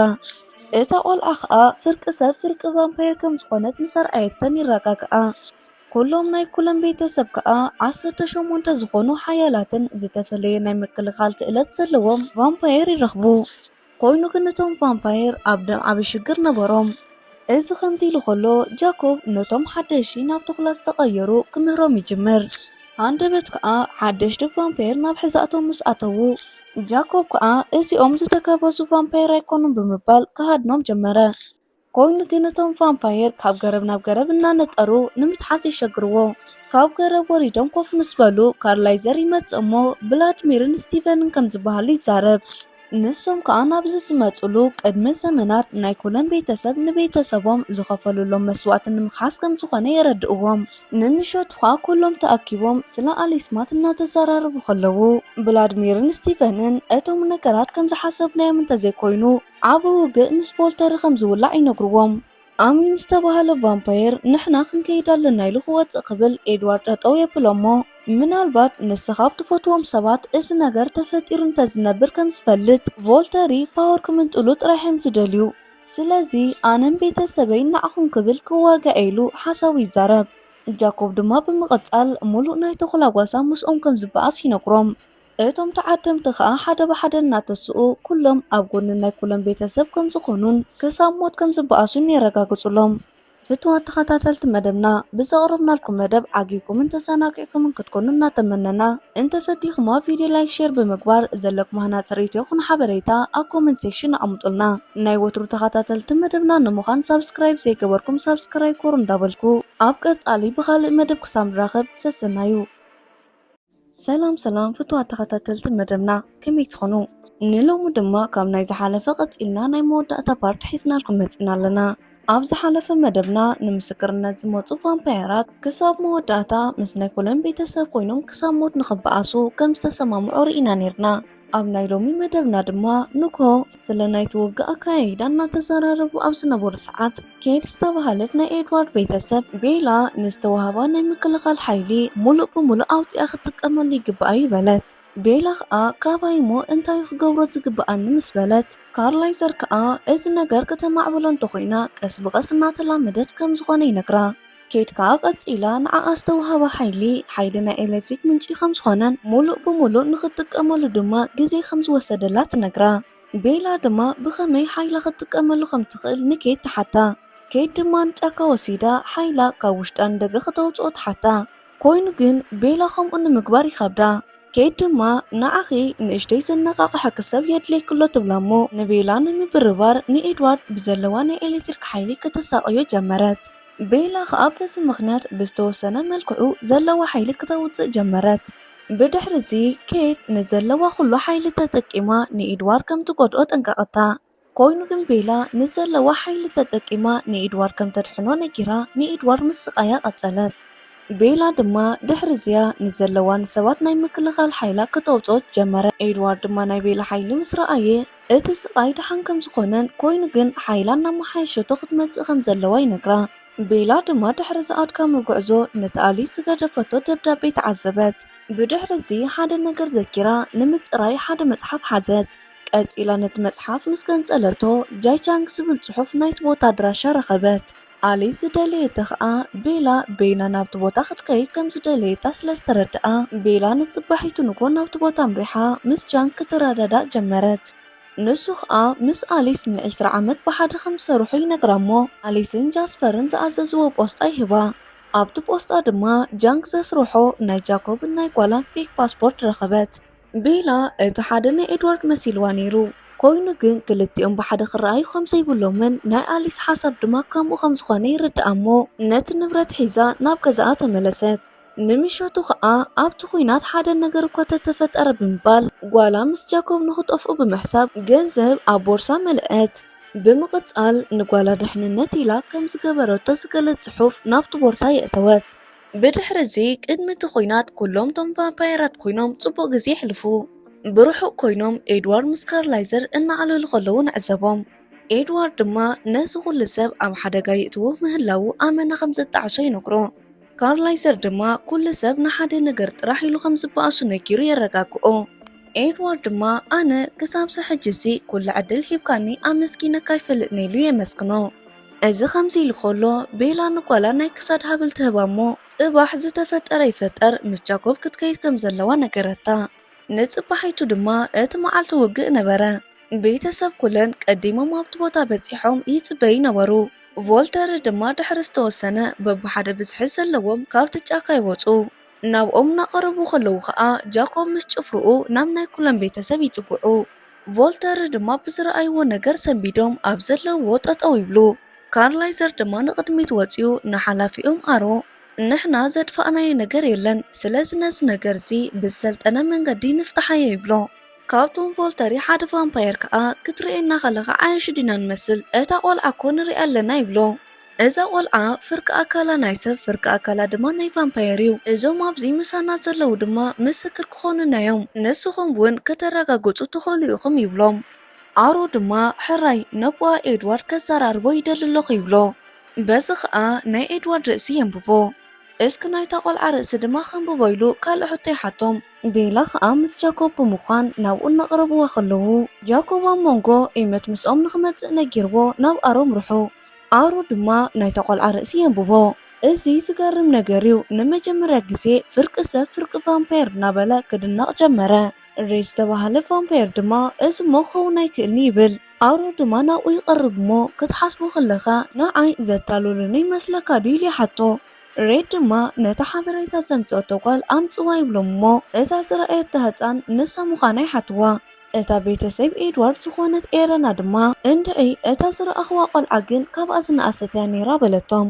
ብተወሳኺ ናይ ኩሎም ቤተሰብ ወልሓደ ጥፍኣት የብሎምን እቲ ጌጋ እናተዩ ንዓይ ቅፅዓኒ ኢላ ነገረቶ። እቶም ቮልተሪ ድማ ክሳዳ ቆሪፆም ብሓዊ የቃፅልዋ።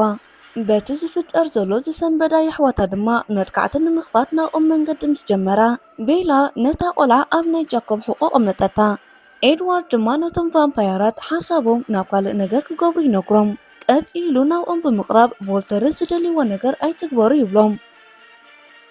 ብድሕሪ እዚ ጂን ንኤድዋርድ እናተመለሰ ከሎ ሓይላ ተጠቂማ ከተሳቅዮ ክትፍትን ደለየት። ኮይኑ ግን ቤላ ነቲ ዝተለኣኸ ሓይላ ውፅኣ ብምዕጋድ ንኤድዋርድ ካብቲ ሓደጋ ተኸላኸትሉ። ኤድዋርድ ድማ ካብቲ ዝወደቆ ተሲኡ ዝገበረቶ ነገር ከም ዝሰርሐ ንቤላ ይነግራ። ጂን ግን በዚ ጉዳይ ሕጉስቲ ነበረትን። ካልኦት ሓይሎም ተጠቂሞም መጥቃዕቲ ክፍፅሙ ክብሉ ኣሮ ጠጠው የብሎም። ንሱ ከዓ እዛ ቆልዓ እንተገዲፍናያ ካልእ ግዜ ንዓና መጥፍእ ክተምፃልና ስለትኽእል ጠጠው ኢልኩም ምርኣይ ወይ ድማ ሎሚ ኩሉ ነገር ምውዳእ ይሕሸኩም እናበለ ነቶም ቫምፓየራት ከነቃቅሖም ጀመረ። ኣሮ ተዛሪቡ ምስ ወድአ ጃስፐርን ኣሊስን ይመፁ ከም ዘለው ይርኢ። ኣሮ ድማ ኦ ኣሊስ መፅያላ ይብል። ኣሊስ ድማ ናይዚ ኩናት መወዳእታ ከርእየካየ ትብሎ። ንሱ ድማ ብሓሳባ ብምስማዕ ሓሳባ ንምንባብ ይሰማዕ። ኣሊስ ድማ ኢዳ ሂባ እናርኣየቶ ከላ እዚ ነገር ኣርእየካ ይኹን እንተዘየርእየካ ካብቲ ዝሓሰብካዮ ኩናት ኣይትቁጠብኒ ኢኻ ብምባል ንቤተሰባ ሕጂ ክገብርዎ ትነግሮም። ቤላ ከዓ ንጃኮብ ንጓላ ሒዝዋ ከምዝኸይድ ትገብሮ። ኬሲ ድማ ንሓደ ቫምፓየር ናብ ወልሓደ ንኸይሃድሙ ንኽክተሎም ይነግሮ። ኣሊስ ድማ ዘዕልልዎ ዝነበሩ ነገር ተረዲኣ ንኣሮ ብእግሪ ሃሪማ ንላዕሊ ወርዊራ ለኣኸቶ። ኣሮ ግን ሓያል ስለ ዝነበረ ኣብ መሬት ኣይወደቐን። ካርላይዘር ድማ ኣብ ልዕሊ ኣሊስን ጃስፐርን ሓደ ነገር ከይፍፀም ብምሕሳብ እናጎየየ ናብኦም ምኻድ ጀመረ። ኣሮ ድማ ንካርላይዘር ኣብ ኣየር ከሎ ርእሱ ይቆርፆ። ኬድ ድማ ብቁልጡፍ ናይ ካርላይዘር ሰውነት ብሓዊ የቃፅሎሞ ይቐትልዎ። በዚ ከዓ እቲ ኩናት ብይፋ ይጅመር። ብድሕሪ እዚ ከዓ ኣብ መንጎ ክልቲኦም ብዙሓት ሰባት ክጠፍኡ ጀመሩ። ብኻልእ ከዓ ጃኮብ ነታ ቆልዓ ሒዝዋ እናኸደ ከሎ ሓደ ቫምፓየር ብድሕሪኡ ኮይኑ ይስዕቦ። ናብቲ ኩናት ምስ ንምለስ ከዓ ሴድ ኣብ ቅድሚ ጂን ንሓደ ቫምፓየር ይቐትሎሞ ናብኣ ክፅጋዕ ይጅምር። ንሳ ግን ንሴድ ከም ዝሓምም ትገብሮሞ ካልእ ቫምፓየር መፂኡ ክሳዱ ሴር ይቐትሎ። ሓፍቱ ድማ ሞት ናይ ሓዋሪኣ ብኣውያር ንኩሎም ነገረቶም። ጃኮብ ከዓ ይሰምዓሞ ብሓሳቡ ክርበሽ ይጅምር። እታ ቆልዓ ድማ ጃኮብ ተበራበር እቲ ቫምፓየር ኮ ይመፀና ኣሎ ትብሎ። በዚ ከዓ ጃኮብ ናይቲ ቫምፓየር ርእሲ ነኺሱ ይቆርፆ። ብድሕሪ እዚ ቤንጃሚን ነቲ ዝፍጠር ነገር ምስ ረኣየ ብኢዱ መሬት ሃሪሙ ከም ዝሃምም ይገብሮሞ። መብዛሕትኦም ናይ ቮልተሪ ኣባላት ንውሽጢ ብምእታው ከም ዝቃፀሉ ይገብር። ሰይድ ካርላይዘር ሓደ ቫምፓየር ናብቲ ገደል ሒዝዋ ክፀድፍ ክብል ሓፍቲ ሴድ ነቲ ቫምፓየር ሒዛ ንነብሳ ሰዊዓ ፀደፈት። ንኤድዋርድ ድማ ሓደ ቫምፓየር ናብቲ ገደል የፅድፎ። ኮይኑ ግን ኤድዋርድ ኣብቲ መሬት ብምሓዝ ክድሕን ክኢሉ ነቲ ዝፅደፎ ቫምፓየር ክሳዱ ይቆርፆ። ኣሊስ ድማ ብቤላ ተሓጊዛ ናብ ጂን ምምራሕ ጀመረት። በዚ ከዓ ክሳዳ ሒዛ ንሳም ንኽቐትላ ይሕሊፋ ሃበቶ። ሳም ከዓ ብሕርቃን ንናይ ጂን ክሳድ ይበጣጥሶ። ብድሕሪ እዚ ኣሮ ቤተሰቡ ሓደ ብሓደ ብናይ ኩለን ቤተሰብ ክሳዓሮን ክቕተሉን ይዕዘብ። ብድሕሪ እዚ ኤድዋርድን ቤላን ብሓደ ኮይኖም ምስ ኣሮ ክበኣሱ ጀመሩ። ድሕሪ እዚ ብዙሕ ባእሲ ድማ ንኣሮ ክሳዱ ይብጥስዎ እሞ ብሓዊ እናቃፀልዎ ከለዉ ኣሊስ ነቲ ፍጻመ ናይቲ ባእሲ ተርእዮ። ኣሊስ ድማ ንዝፅበየካ ዘሎ ርኢኻ ኣለኻ ስለዚ ውሳንኻ መሓላልፍ በለቶ። كيد ድማ ናብ ኣሮ ተጸጊዑ እዚ ነገር ክገብርዎ ከም ዘይብሎም ይነግሮ። ኤድዋርድ ድማ ካብ ሰባት ተሓቢኣ ምንባር ተኽኢላ ነዚ ነገር ከም ዘይምጥሓሳ ምስ ሓተቶ ከይድ ድማ ቁኑዕኡ ኮይኑ ግን ከምኡ ክትገብር ትኽእል ኣይመስለንን ይብሎ። ኤድዋርድ ድማ እዚ ሞ ርግጸኛየ ትኽእል ኢልዎ ክልተ ሰባት ናብኦም ምቕራብ ይጅምሩ። ኣሊስ ድማ ንኣሮ ካብ ርሑቕ ቦታ ዘምጽኣቶም ናይ ዓይኒ ምስክር ከም ዝኾኑ ረዳእቶ። እቶም ዝመፁ ሰባት ድማ እቲ ወዲ ኣነ ፍርቂ ጎነይ ሰብ እዩ፣ ፍርቂ ድማ ቫምፓየር ከም ተቆልዓዩ ኢሉ ይነግሮ። ቤላ ድማ ዕድሚኻ ክንደይ ኢላ ምስ ሓተተቶ ንሱ ድማ 150 ከም ዝመልአ ይነግራ። ኣሮ ድማ ኣብ ክንደይ ዓመትካ ኢኻ ተቐይርካ ኢሉ ይሓቶ። እቲ መንእሰይ ድማ ድሕሪ 7ይ ዓመቱ ዕቤት ጠጠው ከም ዘበለ ግልጽ ገበረሉ። ኣሮ ድማ እሞ እንታይ ኢኹም ደኣ ትምገቡ ኢሉ ዳግማይ ብሕቶ የዋጥሮ። እቲ መንእሰይ ድማ ደምን ሰብ ዝበልዖ እናበልዑ ክነብሩ ከም ዝኽእሉ ምስ ነገሮ ማርከስ ዝተባሃለ ቫምፓየር ከዓ እዚኦም ቫምፓየር ካባና ብብዙሕ ዝተፈለዩ እዮም ኢሉ ይዛረብ።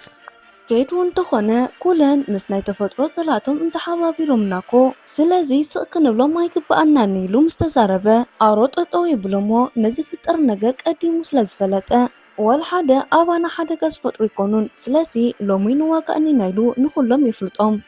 ብድሕሪ እዚ ኩሎም እቶም ቫምፓየር ነቲ ቦታ ገዲፎሞ ይኸዱ። ኣሮ እውን ድሕሪ ኩሎም ምስኦም ይስዕብ። ብራድሚንን ስቲቨን ግን ሕጉሳት ኣይነበሩን። ዕድኦም ዝኸፍሉሉ ነገር ብምስኣኖም ሓሪቆም በቲ ቮልተር ዝኸድዎ ቦታ ኣምርሑ። ብምቕጻል ኩሎም ናይ ኩሎም ቤተሰብ ምትሕውቋፍን ምስዓዓምን ምስ ጀመሩ ጃኮብ ምስ ዕስሉ ይኸይድ። ነጥብ ባሕይቱ ከዓ ኩሎም ዝመፁ እናፋንዎም ከለዉ ጃኮብ ናብ ኤድዋርድ ይቐርብ እሞ ኣብ ቀረባ ከም ዝምለሱ ይሓቶ። ኤድዋርድ ድማ ቤላ ነታ ቆልዓ ንዓኻ ስለ ዝረኸባ ኣመና ዕድለኛየ ብምባል ንጃኮብ ይነግሮ። ጃኮብ ከዓ እሞ ባባየላ ክትፅዋዐኒ እትሓስብ ኣለኻ ዲኻ እናበለ ምስሓቕ ጀመሩ። እታ ቆልዓ ብምቕጻል ካብ ድር ሕጂ ንዝፍጠር ነገር ነዲኣ ብራእይ ርአየታ። ኣሊስ እውን ብርሑቕ ኮይና እታ ቆልዓ ዓብያ ኩሎም ሕጉሳት ከም ዝኾኑ ይረኣያ። ኣብ መወዳእታ ከዓ ቤላ ንኤድዋርድ ሓደ ነገር ከርእየካ ይደልያ ኣለኹ ኢላ ናብቲ ዝፈትዎ ቦታ ትወስዶሞ ካብ መጀመርያ ርክቦም ክሳብ ዝፈላለየሉ ግዜ ናይ ሓጎስን ሓዘንን ግዜያት ብራእይ ተርእዮ። ንሱ ከዓ እዚ ነገር ብኸመይ ክትገብሮ ከም ዝኽኣለት ምስ ሓተታ ከም ዝረኣኽዎ እንተኾይኑ ከምቲ ንዓኻ ገይረ ዘፍቀርኩኻ ንወላ ሓደ ሰብ ኣይፍቀርኩን ኢላቶ ምስዓም ይጅምሩ። ክልቲኦም ድማ ንዘለኣለም ብሓደ ንምንባር ቃል ኪዳን ድሕሪ ምእታዎም እቲ ፊልም ኣብዚ ይውዳእ። ፍትዋት ተኸታተልቲ መደብና ብዘቕረብናልኩም መደብ ዓጊኩምን ተዘናጊዕኩምን ክትኮኑ እናተመነና እንተፈቲኹማ ቪድዮ ላይክ ሼር ብምግባር ዘለኩም ሃናፂ ርእይቶ ይኹን ሓበሬታ ኣብ ኮመንት ሴክሽን ኣመጡልና። ናይ ወትሩ ተኸታተልቲ መደብና ንምዃን ሳብስክራይብ ዘይገበርኩም ሳብስክራይብ ጎሩ እንዳበልኩ ኣብ ቀጻሊ ብኻልእ መደብ ክሳብ ንራኸብ ሰሰናዩ።